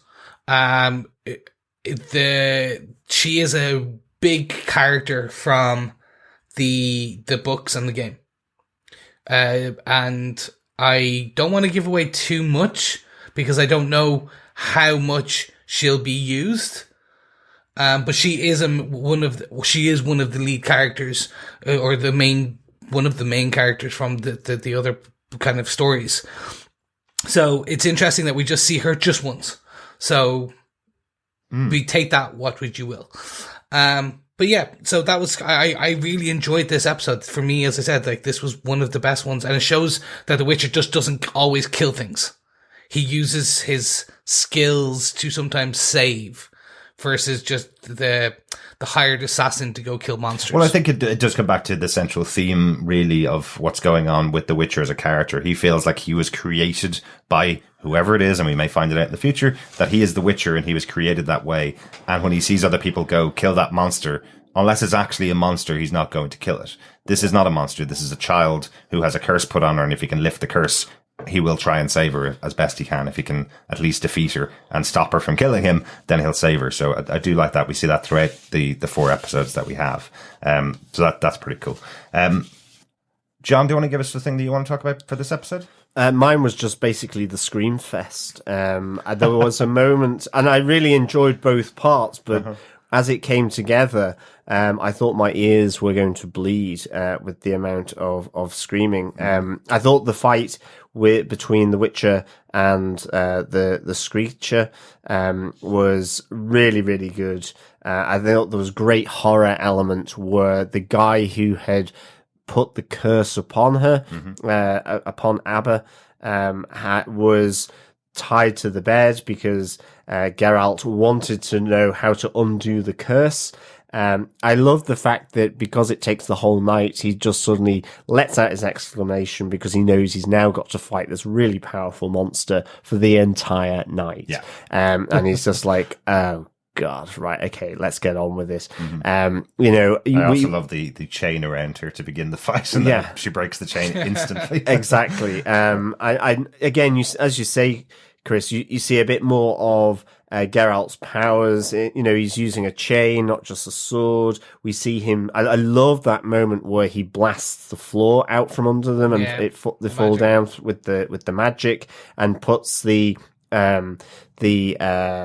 sort of the force field of magic to stop her from leaving the room and to stop her entering her own tombstone. I thought that was, or hibernation point, I suppose. I thought that was really, really good. So I absolutely enjoyed all this sequence, and I also then enjoyed the sequence of Yennefer, sort of taking that moment to change herself, because she effectively, I suppose, in terms of reading the society in which she lives in, she realizes to be more powerful must become beautiful, because that's what this society appreciates. However wrong that is, she does that. And she has this transformation at the Citadel of Gulls.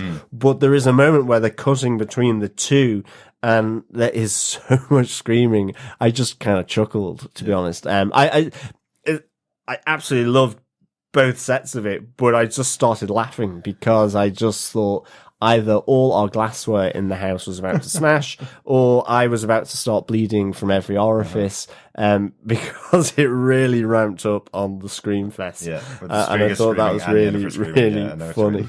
Yeah, and as I say, I think the horror element where the guy who puts the curse on the Striga, I just think getting his comeuppance, I thought was really, really good. Mm-hmm. Yeah, ending off with his entrails on the floor afterwards. Yeah. It was a nice horror moment. Yeah, definitely really, really good.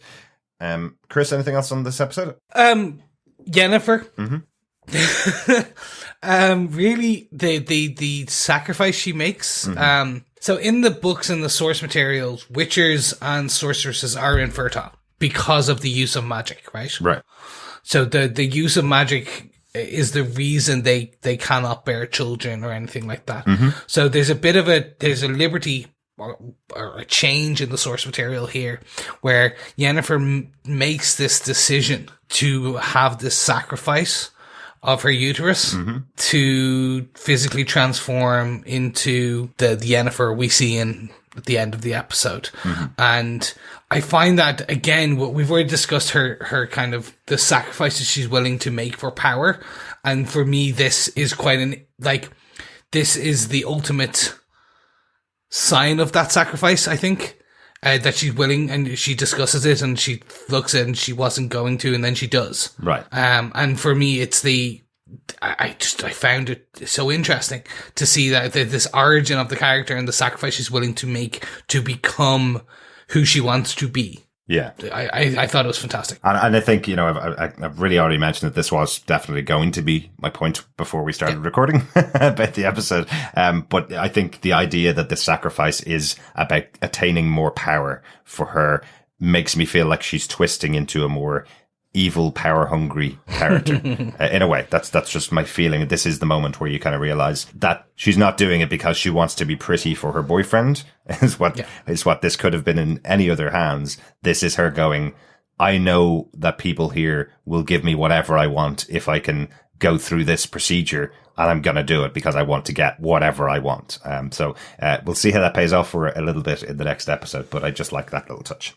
It would definitely be remiss of me before getting out of episode 3 to not talk about the sexposition at the beginning of this episode. Such a trait of Game of Thrones that they got criticised for using it almost every episode. A woman lying on the bed with her breasts out while the main character gets a dump of information. And this is exactly what's happening here. We hear the Witcher has been sitting in this room for 3 days waiting for this piece of information. Well, not really waiting. Using his pride and joy for the 3 days, but not able to pay for it, which I also think is quite interesting. What happens when a Witcher has been staying at your brothel for 3 days, not paying his bills? How do you kick him out? He's one of the most powerful beings on this planet, able to kill any monster that comes across him. If you're a landlord, even a big landlord like this guy who pretends he's not scared of Geralt for a whole 3 seconds and then tells him he's going to keep his horse. But is that enough? What would you do? Has he been trying to kick him out every morning for the 3 mornings going, right, just get out now and pay me, will you? I do think it's just one of those funny things because it's such a trope that we've seen so many times in the past to keep people interested in fantasy stories. Stick a naked woman on the screen, it seems to be a standard thing to do. So sexposition really is a big part of The Witcher. Yeah. They're in the books, it's everywhere. In the games, it's everywhere. They are some very randy characters, and I was fully expecting it in this show. And this is. But as you said, it's an interesting. It's interesting way of just like, we're naked people everywhere. That's how we do it. We're going to explain it. We need to explain this quite kind of boring part. Do you know what we do? We need to explain some of these scars and just tell some of the previous stories. Oh, do you know what we do? We'll just get them to strip off. Yeah, that will do. It'll work. And I'm like, yeah, it actually does work. Yeah, go for it. Definitely have to point out, it's as always in these types of shows, it's naked women everywhere. It's not naked men. They still haven't made that. You get a lot of topless Henry Cavill. Yeah, exactly. I'm all for that. Absolutely. Yes. The one reason I wanted to bring this up about the sex position, not just about that, it is such a standard in the show and probably the books and the games, but the piece of information that's in there, which I just thought was fascinating that we learn, is there are other Witchers, and there are active Witchers at the moment. For some reason, for the first 3 episodes, up until this point, the show's called The Witcher. We have Geralt. We've heard about the fact that he was created. I didn't realize up until this point that they are a guild. He talks about it with the dwarves. He says to them, I'm going to give you a discount effectively because this guy ran off with your money. That's from my guild to your guild. So there are many, many Witchers in the world. This is just one of the Witchers. Just because of that definite article of The Witcher, I just assumed this was the only person that did what he did. So we may see more of them later on in the series. The other guy didn't fare very well. But there are other Witchers out there, which I just thought was interesting in there. Let's get on to episode 4 of Banquets, Bastards and Burials. Yes, against his better judgment, Geralt accompanies Jaskier to a royal ball. Ciri, meanwhile, wanders into an enchanted forest, while Yennefer tries to protect her charges. Tries, and doesn't do very well in this episode. So, there's loads of stuff going on in this episode. We've talked about the timelines a number of times before, but there's one specific one from Yennefer, and it's the only time we actually hear a number of years mentioned. She is working for the family that she wanted to work for in another land, the place that she wanted to work in, and she says, I've been working here for 3 decades doing this job, just sorting out people's political problems. I wanted to be the person with power, and all I've been doing is sorting out political squabbles for this entire 30 years. So that's the first time we've seen this massive difference in time between what's going on in the other worlds and how long this story is taking place over, I suppose. So I just thought that was quite interesting. Yeah, Chris, what's your point? For me, it's the law of surprise and how that it surprisingly plays into quite a large part of what I'm assuming is going to be this series. So for everyone, just to very quickly recap it, we are given, we can explain how he gets there, but Geralt is at the betrothal. I don't know what would you call it? Basically, Queen Calanthe and her daughter are taking offers for the hand in marriage for it's betrothal. Yeah. It's basically, all right, who's going to do the best? Come on, everyone stand up and kind of discuss. So we get that, and then we do get Dunny comes in, who has secretly been in love and has been meeting with Pavetta for years, or for quite a while. He has been cursed, and he basically, when he was not cursed, saved Queen Calanthe's husband and called on the law of surprise, which is essentially when someone is owed a debt, they can invoke the law of surprise and claim something that is indebted, but they don't know what yet. So even if the person who's indebted, they may not even own it yet, but essentially I could come up to you, Derek, and go, I claim the law of surprise, and then a year from now, come and claim your car, but you don't even own a car yet. Yeah. It's essentially that.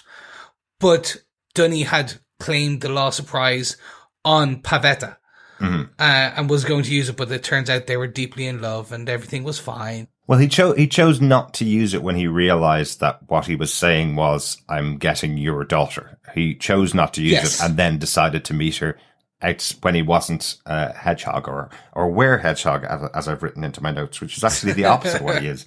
At midnight, he turns back into a human, isn't it? Something like that. So it's yeah, kind of the and that's opposite where of a they met and they fell in love. Yeah. It's an interesting idea, an interesting concept, this whole thing of the law of surprise, this idea that you tell someone that as a reward, the next thing that you get that's a positive windfall effectively has to come to me. So from that point onwards, you stop playing the lotto, right? Until something much. Surprising comes along, like somebody gives you a book for Christmas that you weren't expecting. Right, that book goes to the guy that challenged me for the law of surprise. The only thing, I suppose, and look, you kind of have to allow this in the show because they're trying to explain something quite significant. The only problem with it is we hear about this character who claimed the law of surprise, and his windfall effectively is a child born out of surprise that they didn't know about. Geralt claims law of surprise as his reward, and what he gets is also a surprising child, which is Ciri, effectively, that we find out at the end of the episode. Her mother is pregnant right now from the union between these two characters. So it's just interesting that law of surprise basically means give me your firstborn, which I don't know whether I want. I don't know whether I want the firstborn of a random person that I've just met up and saved. It was just, I found it so funny. I loved the idea of how this was all pulled together and what it means and how Ciri and Geralt are bonded together, through this law of surprise. And it kind of extends over time and it's played back through the history of these main characters. I will fully admit I laughed out loud when he claims it. We get basically Pavetta pukes and it's like, oh, she's pregnant. Him going, oh shit. Uh-oh. And then lightning. I was like, yeah, literally, it was like, hey, how can we say that this is important? And she's pregnant. All right, we're going to get her to puke. We're going to get him to swear.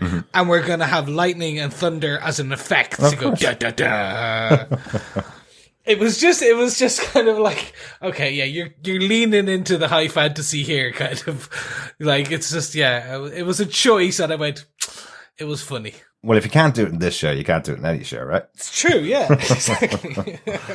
This episode can still be quite confusing. It's an interesting idea that they do this fourth episode, probably about 15 years before episode 1 takes place, which is quite interesting because you have to de-age effectively all of the characters that you saw in episode 1 for a couple of minutes. Weirdly, it was Mousesack, the mage, that was the one that I went, hang on a second, I've seen him before, and he had grey hair. And he was in the first episode. So he was the one that made the connection for me when I wasn't even looking for the fact that there might be a different timeline for all of these characters.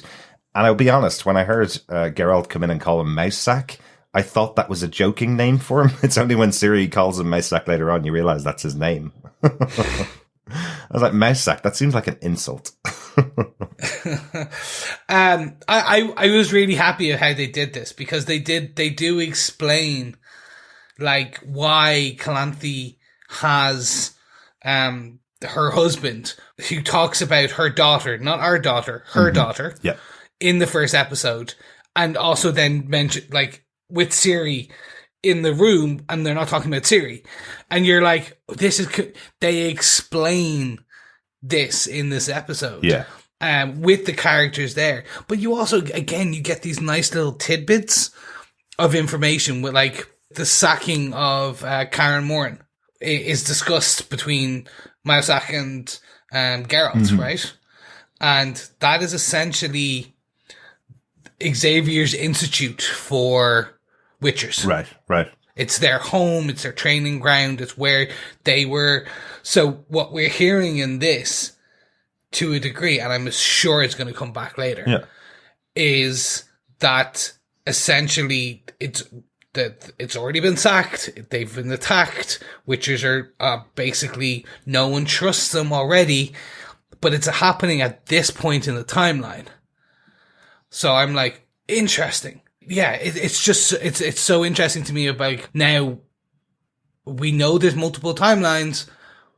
where do these all sit and how and when? That kind of the interlacing of them. So can you explain, just because I haven't read books or played the games, Chris, why is it specifically interesting that the Witcher's being eradicated, or their homeland, I suppose, being taken away from them? Why is it interesting that's happening back here, which is possibly 15 years before the episode started? What is it about that? Is that something significant from the books? Yeah, it's more that like the Witchers were known as the best demon hunters, and they were trusted, right? Yeah.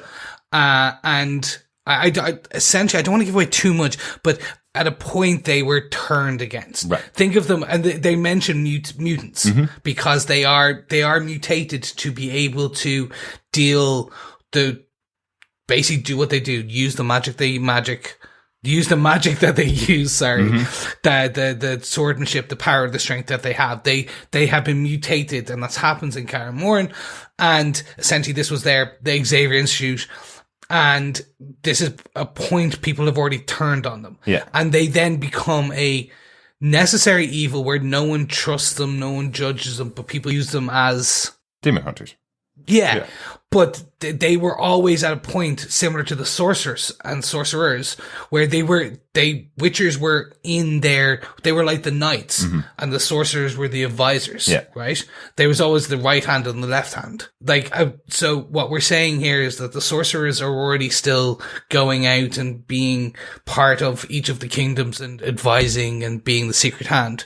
But by this point in time, the Xavier Institute, Kaer Morhen, has been sacked and destroyed. Yeah. And we do hear in conversation between Geralt and the Queen, we hear him say, we haven't been able to create any new Witchers since the sacking. So effectively something like a moment that happened in the last episode, in episode 3, where another Witcher has been murdered and killed by a demon. Well, that means that they have less in their guild. They have less people. So we don't know how many Witchers are actually out there. What we do know is one just got killed by a monster that Geralt was able to defeat, but maybe there's only a few left now, and they have no ability to make more. I suppose the question I have at the end of the episode, and this is hopefully going to be explained in the future, possibly with this prize that Geralt's going to get of Ciri when they eventually do meet up. Does that mean that he's going to be able to train her in the ways of the Witcher, potentially, because she has some type of magic powers that she's able to use, like the Banshee power that she has? So interesting to think that maybe he'll be forming a new guild in future, or be bringing her into the guild or something like that, that there's some new connection between the two of them. But that's one of the main parts, I suppose, of the episode, right? This idea of the wedding that's taking place 15 years before the first episode. Yeah. John, do you have something that you want to talk about from the episode? I think for me it was Yennefer actually on the beach with the dead baby that she's failed to protect. She certainly wasn't about to protect the baby's mother from the assassination attempt, even though she did try to begin with. But certainly the royal lady, princess or queen, certainly started to get a little bit sort of ungrateful on Yennefer, so she just decided to up and leave her, which I thought was quite funny, quite apt really. And she comes back to save the baby, but she doesn't. But I think it's after that, it's just before she buries the baby. That conversation with the dead child by Yennefer, it is really, really instructive, because she's saying to the baby, despite what I've done to get the power, and I think by this she even means this beauty. Yeah, it doesn't matter whether she was disfigured or one of the most beautiful women in this world. She is being treated as a woman by this world. That is something that she absolutely is now fed up with, and so it doesn't matter what you do, whether you're a powerful mage, whether you're a beautiful woman, you're still treated, I think, as she says, as a vessel. Yeah. And that's coming from, again, the conversation she has with this princess as they're trying to escape the assassin, and in the back of the carriage just before the first attack by the assassin, where it's just like they are used as vessels for heirs to the throne, or they are used to deal with just the political mess, to get rid of enemies, to sort things out. And ultimately, I think Yennefer's realization that the power of being a mage and the power of being beautiful, that means nothing. She's still being treated as a vessel. And actually, I suppose this for me is where the spark in her mind, I presume, of that to attain real power, she needs effectively to regime change. That the kings and queens of all these lovely sort of cities, the princes and the princesses, it's the established order that is the problem. And so do we see now, moving into the second half of The Witcher, Yennefer effectively saying it's more than fulfilling their wishes. It's about changing the system, I suppose, for want of a better word, or killing the people that do hold the power. And maybe she becomes a bit more radical in how she approaches it. And again, I'm hoping that, we've been saying that she's the big bad, but actually she's coming at it from one that, is she being bad? Is this not something that a lot of people have tried to do in the past? So, I'm really excited for that. So I really enjoyed this moment of Yennefer on the beach. And I think just another quick one for me, is the beginning in the inn with the Witcher. He's just killed a monster. He smells awful. You've got the bard, and he asks for a beer from the barman, who gives him something which must amount to just watered down beer. And it's the glance that Henry Cavill gives to him. He spits it out, and the glance that Henry Cavill gives to the barman is like, just what have you given me here? And he gets a fresh pint of ale. I just thought that was really, really just a nice little touch of an inconsequential touch, but one that really adds to Geralt's character. He doesn't suffer fools gladly, for sure, even if it amounts to the barman giving him a bad pint. So I thought that was really good. It was a really funny moment, and then obviously we lead on to the bard and having the conversation with Geralt in the bath as well, which is a really funny one, where we have him trying to say to Geralt he's his only friend. I really like the kind of conversation where Geralt's saying to him, you're not my friend. I don't respect you at all. There's no friendship between us. And he says, well, would you let anybody else rub chamomile on your lovely bottom? I think in my head, and I think I said it on our Facebook group when I was having a chat with one of our fellow Witchers, I was saying, well, I don't think I'd let any of my friends, you'll probably be very pleased to know, Chris, I don't think I'd let any of my friends rub chamomile on my bottom. If I had this annoying bard following me around all the time, I'd absolutely make him rub chamomile in my bottom. Well, Jaskier is very, very lucky to rub chamomile into Henry Cavill's bottom. There you go. But I don't think Chris would be very lucky to rub it into mine. Could I rub some chamomile into your bottom? Yeah, if you wanted to, as well. Excellent. I do love that they actually did the bath scene, because this has been thirst posts from the games for years. And as soon as everyone heard they were making this show, that it was cast as Henry Cavill, like everyone was like, yeah, okay, you're gonna do bathtub scenes, aren't you? Aren't you? Of course they are. And it was just, again, I think it was one of the first things we heard about from San Diego Comic-Con, when they showed some of the first scenes. They showed Geralt in the bath, and everyone was so happy. Oh yes. Give them what they want. Exactly. I think another quick thing for me, we see it in episode 3 as well, is when Geralt seemingly is taking a potion. I don't know whether that's to heighten his powers, or that's the source of his powers, or it's like a rescue remedy, so sort of like, getting new health in a computer game. Yeah. So yeah, I don't know, but I was just wondering, we see him taking a vial of potion to sort of sort him out. Mm-hmm. I don't know how they're going to play this. So alchemy is used in this, potions are used in this, toxicity is used in the books. So it's not the source. Chaos is the source of magic, but it does sometimes, like, potions heighten, but it also gives them additional strength. So we see in the very first episode, Geralt has the black pupils, the strained, he's deathly pale, and the kind of streaks of black coming from his eyes. Yeah. That's from drinking these potions, the chemicals, the alchemical kind of, like, potions, I suppose. Yeah, toxic potions that give him like additional strength to fight these monsters. I think what this was like, okay, I'm too weak to stop it, so I need to boost my magic, boost my chaos. Yeah. I suppose. That really does feel like something out of the video game. Right? Oh yeah, yeah, exactly. These books, this series, like The Witcher, was born. It was made in such a way that I'm so glad CD Projekt Red made it into a game, because it is a game. Like, he has two swords, one for fighting monsters, one for fighting humans. Yeah. He has magic powers. But he only has these types of magic powers. He has to take potions and rest, but he can't take too many potions because it might kill him, so it'll take off his health. Like, this was built for a game. And the stories are so good that it was built for TV. It's just, it is really a transmedia piece. I think one of the best ones. And you said comics as well, so and comics, obviously everywhere. The only other part of the story that we haven't really talked about is just the other side of what's going on with Ciri and the forest people, effectively.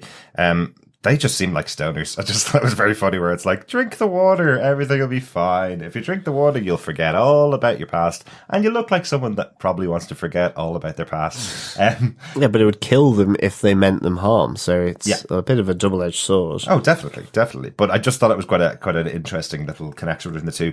Very cool to see Josette Simon playing the leader of this group. Because if you're as old as I am, you may remember her from a wonderful TV show from the 70s and 80s called Blake 7, where she played Dana on it. Dude, you are really dating yourself with that one. Oh, absolutely.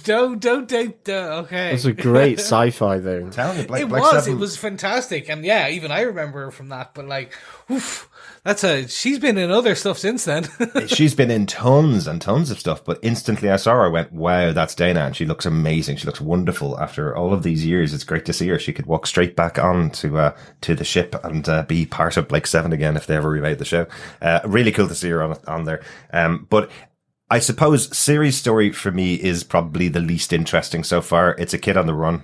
That's basically it. And they're playing it out. They're leaving us little bits of drips of a storyline that's going on with her. I really want to see more. I like by the end of this episode, you see that there is a connection with Geralt and that he effectively will own this child in some way whenever they eventually do meet up. And that's who she probably is aiming to go towards to find her destiny, as they keep mentioning in the show.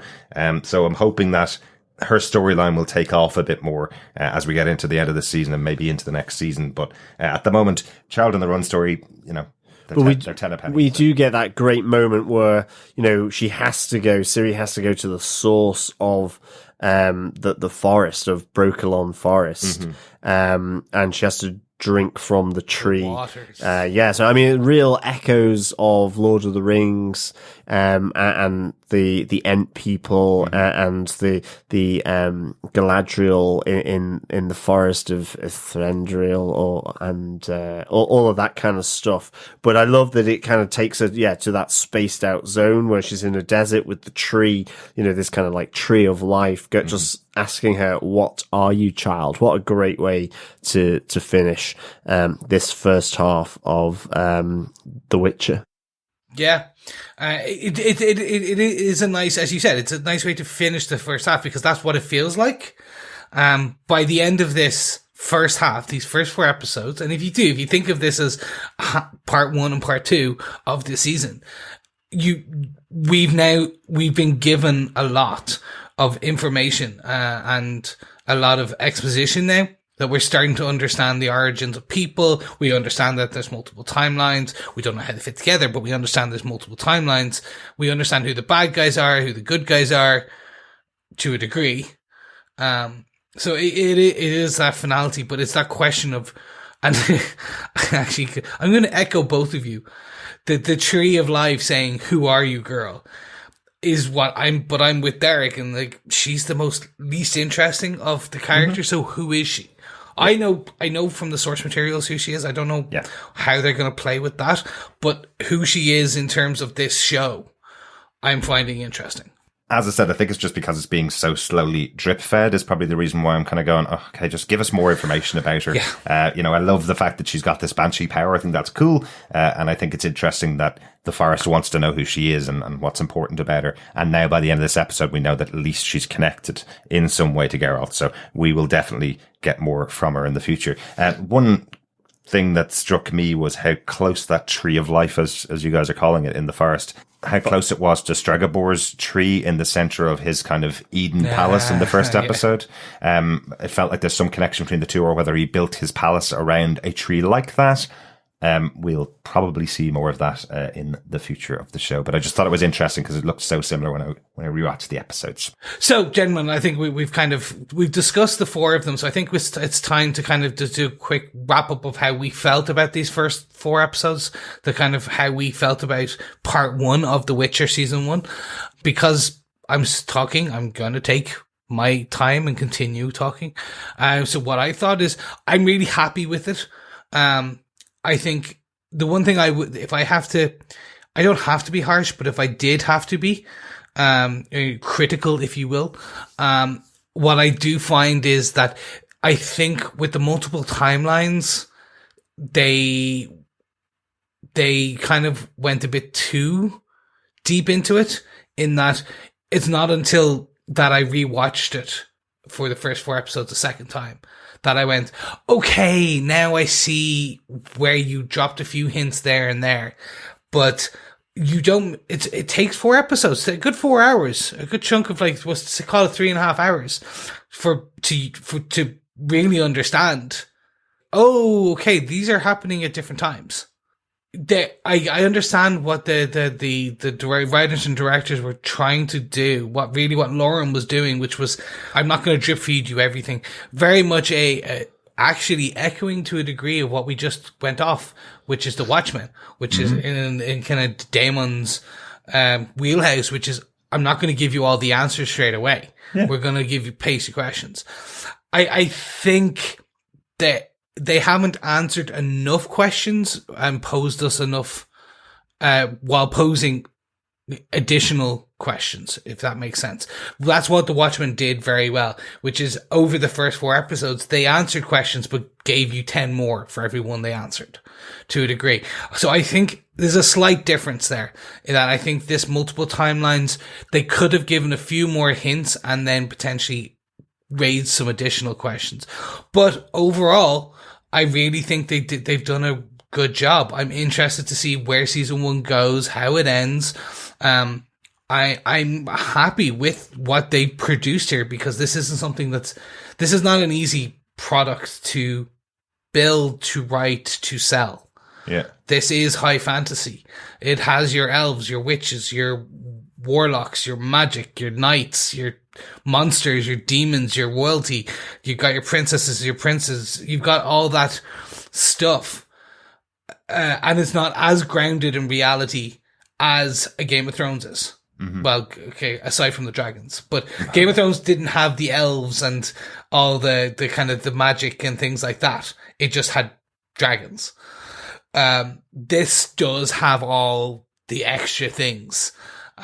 So as a whole, I'm really enjoying it. I just wish they had have been a bit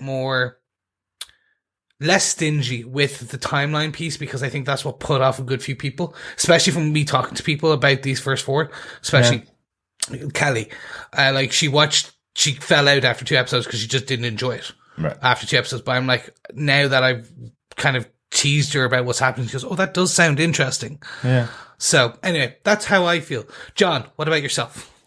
I really enjoyed these first 4 episodes, to be honest. I think, the timelines were a struggle, and just the whole amount of information, because it's not a property that I've delved into at all. But nonetheless, I think there was loads of intrigue here. I think some of it was fascinating. I really enjoyed Henry Cavill as Geralt. Mm-hmm. I think he's got a real demeanor about him that works, I think, well for a loner person moving from town to town, slaying monsters ultimately, and who has a critical part in the shape and developments in this world. I think he's significantly skeptical about everyone, including the bard, and I like that kind of just lightheartedness. I think the monsters and the fighting have been great. Yennefer, absolutely, just a great character here to get onto, and I think just her path between episode 2 through to 4 has just been fascinating for me, and how she has ridden that. And that's why I would give this 4 chamomile moisturized bodies out of 5. So yeah, absolutely. I loved it. Not understood everything, been confused multiple times, but hopefully that will also, just checking a few things with you guys on this podcast, but also with just a little bit of reading around some of the episodes, I've kind of come to understand how this has been done, especially on the timeline element of it. So, I think this is a really interesting world that has really gotten better as the episodes have gone on, really. So I'm looking forward to episode 5 for sure. Derek, what is your overall impression of The Witcher so far? I'm liking it in general. I'm trying to work out where we got to this place. I've kind of bemoaned in the past how people watch TV differently than I do. And we're all different people. We all watch things in a different way. But it's weird nowadays when there's this kind of let's live tweet every episode until we get to the end of a series. I think that's where a lot of the pressure comes on opinions for a show. If you're going to give over only 1 hour of your life to a show like this, and then by the end of it go, well, I didn't understand anything in that episode, so I'm giving up on the series. You're a different television viewer than I am. The first 3 episodes of the show felt like a fantasy show with cursing and naked ladies in it. And that's kind of what I was expecting from the show. It didn't feel like anything more than that. With some creatures, different to what we saw in Game of Thrones, different to some the shows that we've watched, but it felt like a fantasy world where a guy was getting paid to go around and kill monsters. All I was expecting. It was episode 4, the twist in it showing that it was different timelines and these people existing in different periods, that actually made it a better show for me. It didn't make me understand the series more. It made me go, oh, you should have been looking in all the other corners that were going on so you could have understood the world a bit more.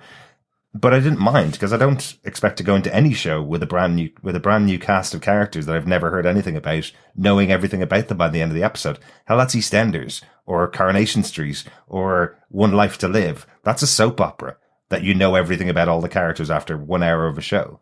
I don't need to know that. I need to know that this is a world that I want to watch the characters in for the series. By the end of the 4th episode, I do want to watch the characters in the series, and now I want to know what's going to happen to them in the future.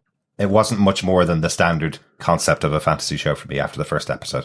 But by the end of the 4th episode, it certainly is. So certainly liking it. I'm glad, Chris, you made the decision to split this up into the 2 episodes at this point. I'm glad that you made the decision to do it right here, because I don't think I would have really enjoyed going through episode by episode, having not watched ahead this time, but because I do think as a whole so far it's answered some of the things I had particular problems with within the first episode. The treatment of some of the characters gets explained better. I particularly love the idea of having the lioness in episode 4 explain that most of her life having to live up to male tradition and just carry on the traditions that men have imposed on our world. That really pisses her off. I love that we have this character calling that kind of crap out in this episode, because it's saying to you, this isn't the show you think it is from your opening moments. This is going to be something different. This is going to be something new. So I'm really glad that we have those moments, and having them actually appear on screen after the 4 episodes does kind of make the show better for me. So I'm really glad that we've done it this way. Yeah. I think it was a good choice, but I'm right there with you in terms of I couldn't have done an episode by episode on this. I don't think I would have enjoyed it as much. I did mention a little bit earlier on in the show, we've talked about many shows that get all episodes of their season dropped in one day to binge as much as fast or as slow as you want. And we've always kind of said, nobody's really nailed the method of doing that. why they're doing it. Why are you putting out an entire series of a show, 10 episodes long in a day or 20 episodes long in a day? Why aren't you doing a movie a week or whatever way you do it? I think this show is saying to you, watch it all and then make your decision. And by having all the episodes available, then that allows you to do that. So I think this has nailed something that a lot of shows haven't been able to do in the past. Why would I watch this show? Well, it's a massive world. You need to know all this information, but we can't just do an information dump at the start of episode 1. So watch all 8 episodes and then you'll know much more about the world. And if you like it, then we have a season 2 coming on its way. So excellent. So there you have it. Those were our thoughts on the first 4 episodes of The Witcher. But if you want to send us your thoughts for the second half or the season as a whole, you can send us your thoughts at feedback@tvpodcastindustries.com or join us on our Facebook group at facebook.com/groups/tvpodcastindustries, where we will put up a secondary part 2 spoiler post. We put one up for part 1 and we've gotten some amazing feedback so far. So thank you for that. We're going to go through it in one more second. But before we do, don't forget that you also can send your voice through the interwebs, through the magic that is the internet, through podcast recording clips, if you want to call it magic. So you can head over to our website at tvpodcastindustries.com and record up to 90 seconds of your thoughts, and we'll put it in part 2 of our recording of The Witcher. Or you can just email it to us, so you can record a clip of yourself on your phone or your laptop and send it to us at feedback@tvpodcastindustries.com. Mm-hmm. So, gentlemen, I think it's about time we jump over to Facebook and see what some of our fellow Witchers thought about this episode, or these episodes, I should say. Yeah, our first piece of feedback came from Richard Blaze. Just says, okay, daft question. Do I need to have played the game before watching this show? I don't think so. I don't think it's necessary. In fact, I don't think the characters play out exactly the same way in the game as they play out in the show. So I don't know whether it will add a huge amount, just that it's the same fantasy world, right, Chris? What would you think? Yeah, no, so I did actually respond to Rich on this, and I did say, no, I don't think so. You'll have a better understanding of some of the parts or some of the lore, things like that. But no, I think this is a separate piece. Now, Lauren, the showrunner, has come out and said this is based on the books. It's not based on the game, because the game is an adaptation of the books. So her view was to base it back completely on the books, because she didn't want to be an adaptation of the books. So no, I think if you want to and you've watched the whole thing, go ahead, enjoy it. Like, the game is fantastic, and I will repeatedly say that. No, you do not have to have played the game to watch this. Mm-hmm. And I think, in fairness, it would be a massive uphill struggle if you made a television show that could only be played by people who played 3 games. I think 3 of them are on 2 different systems as well. I don't think you can get all 3 games on the PlayStation 4 or the Xbox. So it would be almost impossible to say you have to have played all 3 games to want to watch this show. And also, most people don't make TV shows for only people who've read every single word of every book as well. So while it might allow you to understand some bits of the universe, hopefully the show will give us enough in the show itself for us. So I think that's what it's been accomplishing by episode 4 at least. Yes.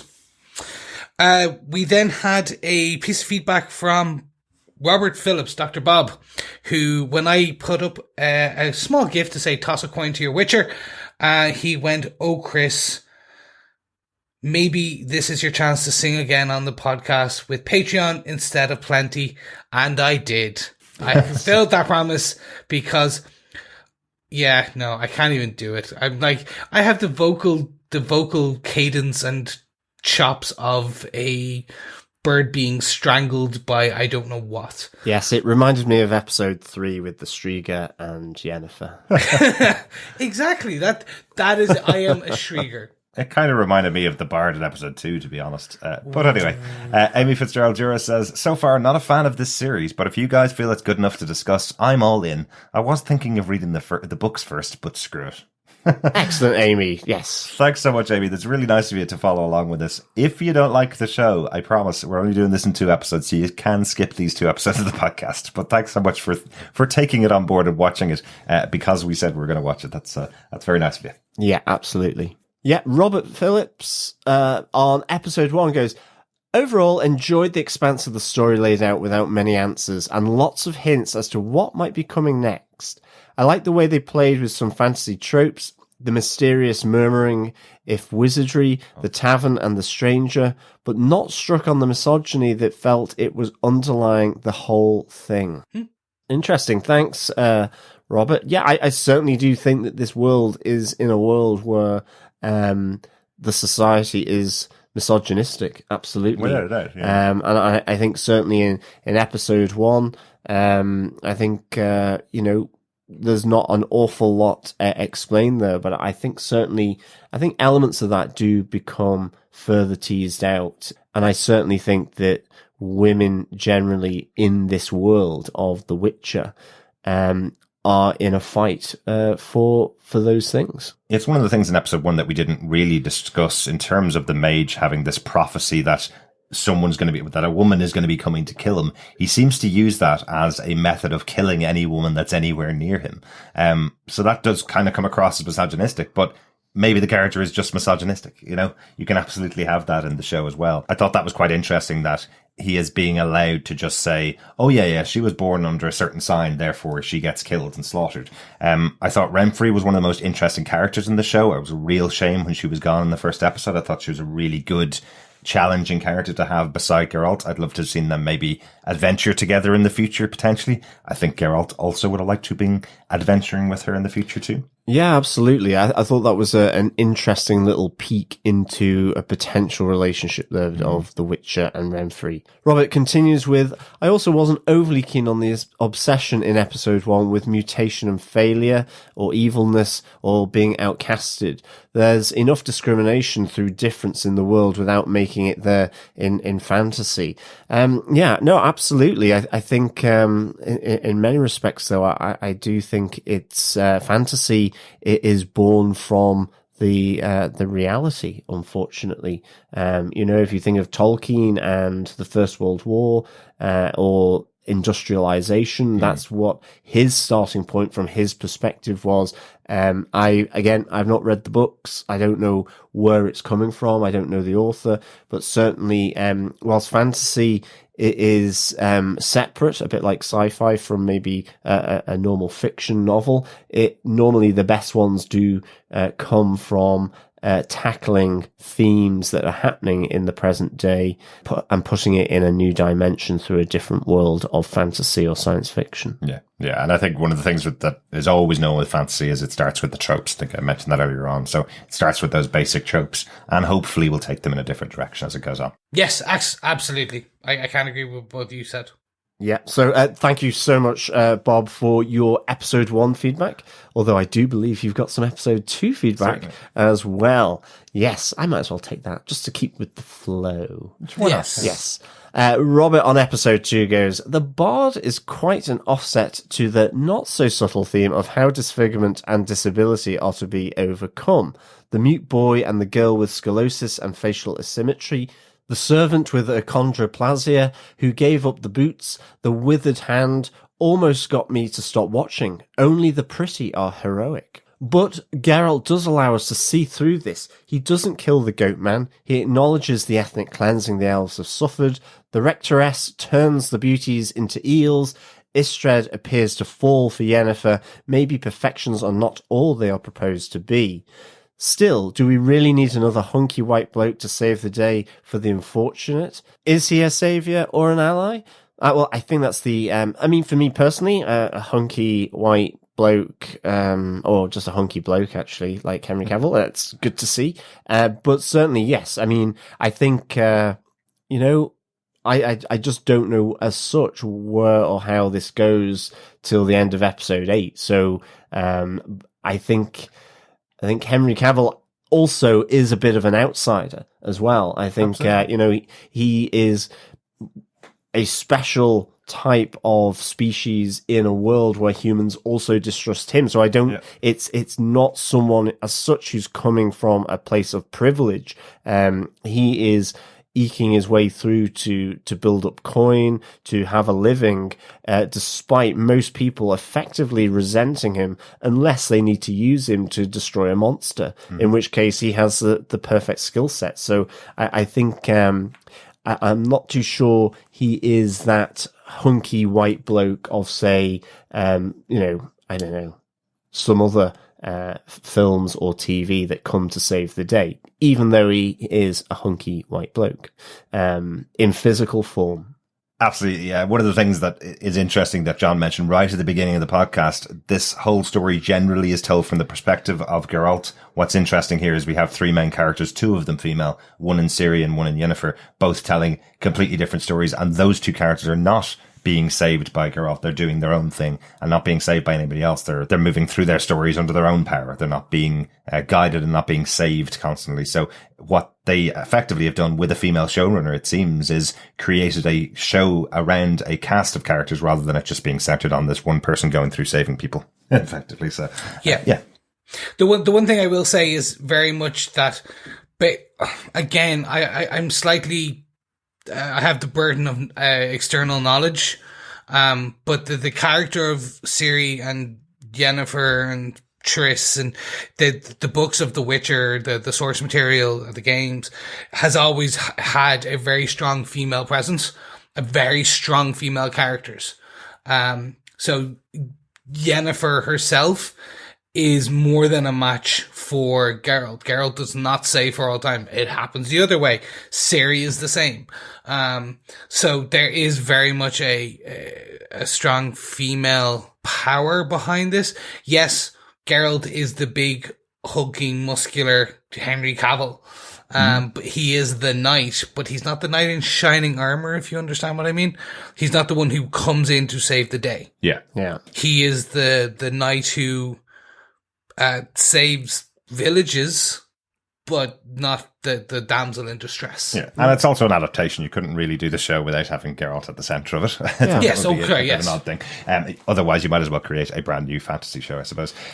We also got some feedback in from Phil Elliott, who says, great series, really enjoyed it, although the jumping back and forward in time is slightly confusing, but does add extra to the game series. Makes you want to play all the games again. Excellent stuff. Well, we need to play the games. We do. Zeynep Aragbradur says, watch the whole series as well. I like the use of disorienting timelines and stories coming full circle and no one being fully good or fully evil. Yeah, good stuff. I think these things slightly change around in the series as well. You know, you see him save the princess in episode 3. You see him stand up for Hedgehog Night in episode 4. And of course, these are all playing out at different times.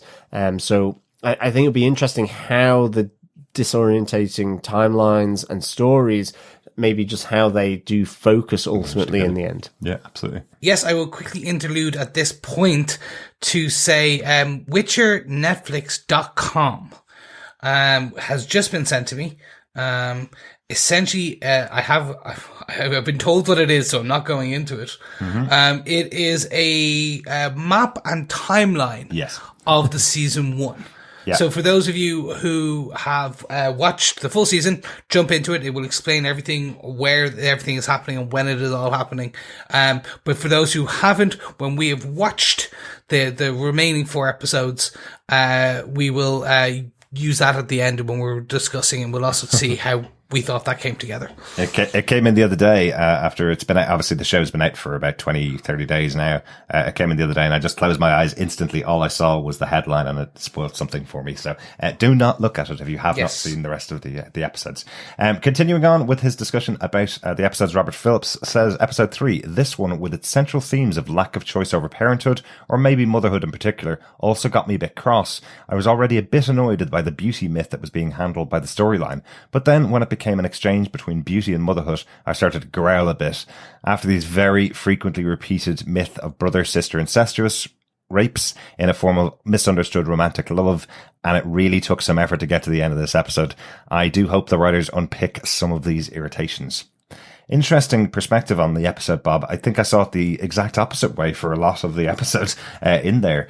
We've talked about it quite heavily throughout the show itself, you know, that they are taking some of the major tropes, and I do think they are flipping on them quite a bit throughout the show, particularly as you mentioned, the beauty myth. I don't think it's a myth that people see a beautiful person walking in the room and they do tend to control things a lot. I like the idea that Yennefer as a character is taking that as a power for herself. I think that's quite. And I don't think, you know, the show is not saying that focusing purely on beauty is right. And I think in episode 4, you see the realization that what she had to do in episode 3 to become beautiful, to gain this position. And in the end, while she thought it was giving her power, she's ended up being a dog's body for the men because they are misogynistic.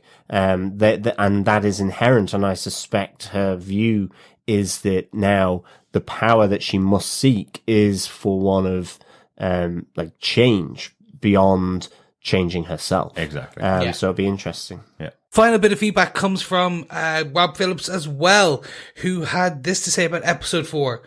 Took me a bit of time to realize that time wasn't linear and initially quite confused, but there's a clearing of the dodgier parts from the beginning with the structural misogyny still strong, but many of the female characters refuting it in varied ways. One question still hangs with me though. Just how friendly would you have to be to let someone rub chamomile into your lovely bottom, do you think? Well, we've answered that question. Yeah. So we've discussed that one. And I think, yeah, as we've kind of said throughout this, by the end of episode 4, a lot of the tropes you are being refuted, and challenged in different ways. Yeah.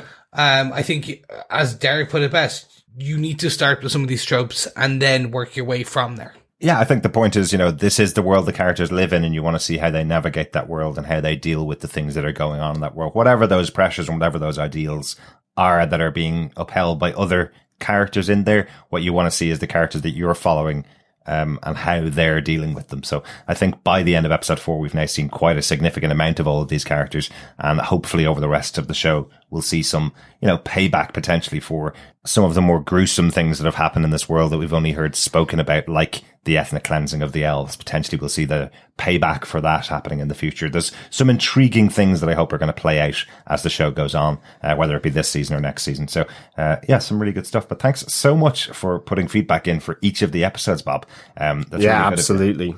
I know you usually follow along with us when we do our episode by episode discussions. So, it must have been intriguing for you to watch all 4 episodes over the course of a day and a half, after we announced it and sent in your feedback. So thanks so much once again, Bob.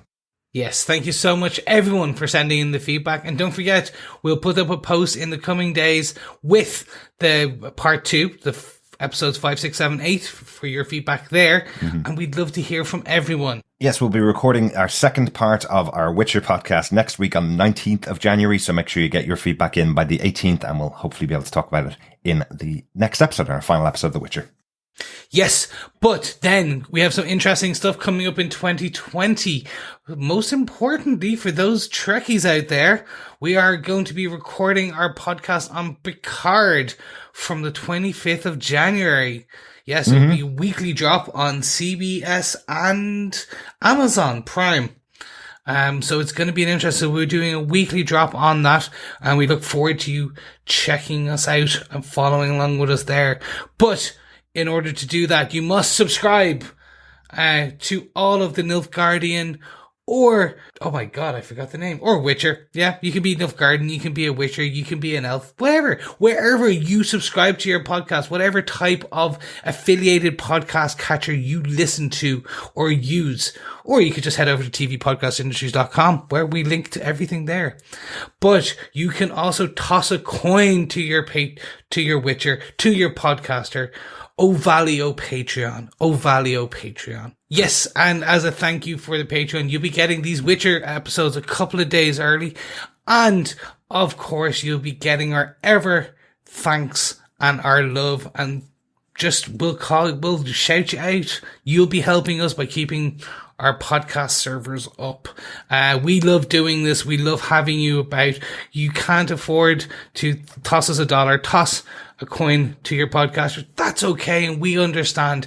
So just sharing the podcast is also sharing the love. Absolutely. Thanks so much for joining us for this mega, massive, spoiler-filled episode of The Witcher Part 1. We'll be back with Witcher Part 2 next week. Really looking forward to seeing how this series plays out and the series plays off before going into space with Star Trek Picard. Have I said I'm going to see the premiere of that next week?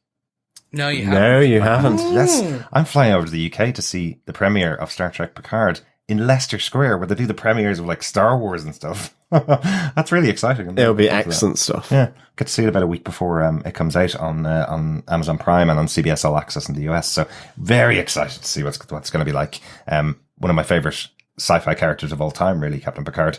Doing the Picard maneuver right now as I adjust my shirt. Very good stuff. Yes, looking forward to it. Thanks so much for joining us. We'll talk to you again really soon. Yeah, as always, fellow witchers, thank you so much for joining us. It's been a pleasure. And remember, keep witching, keep listening. I like that. Bye. Thank you so much. Bye. Bye.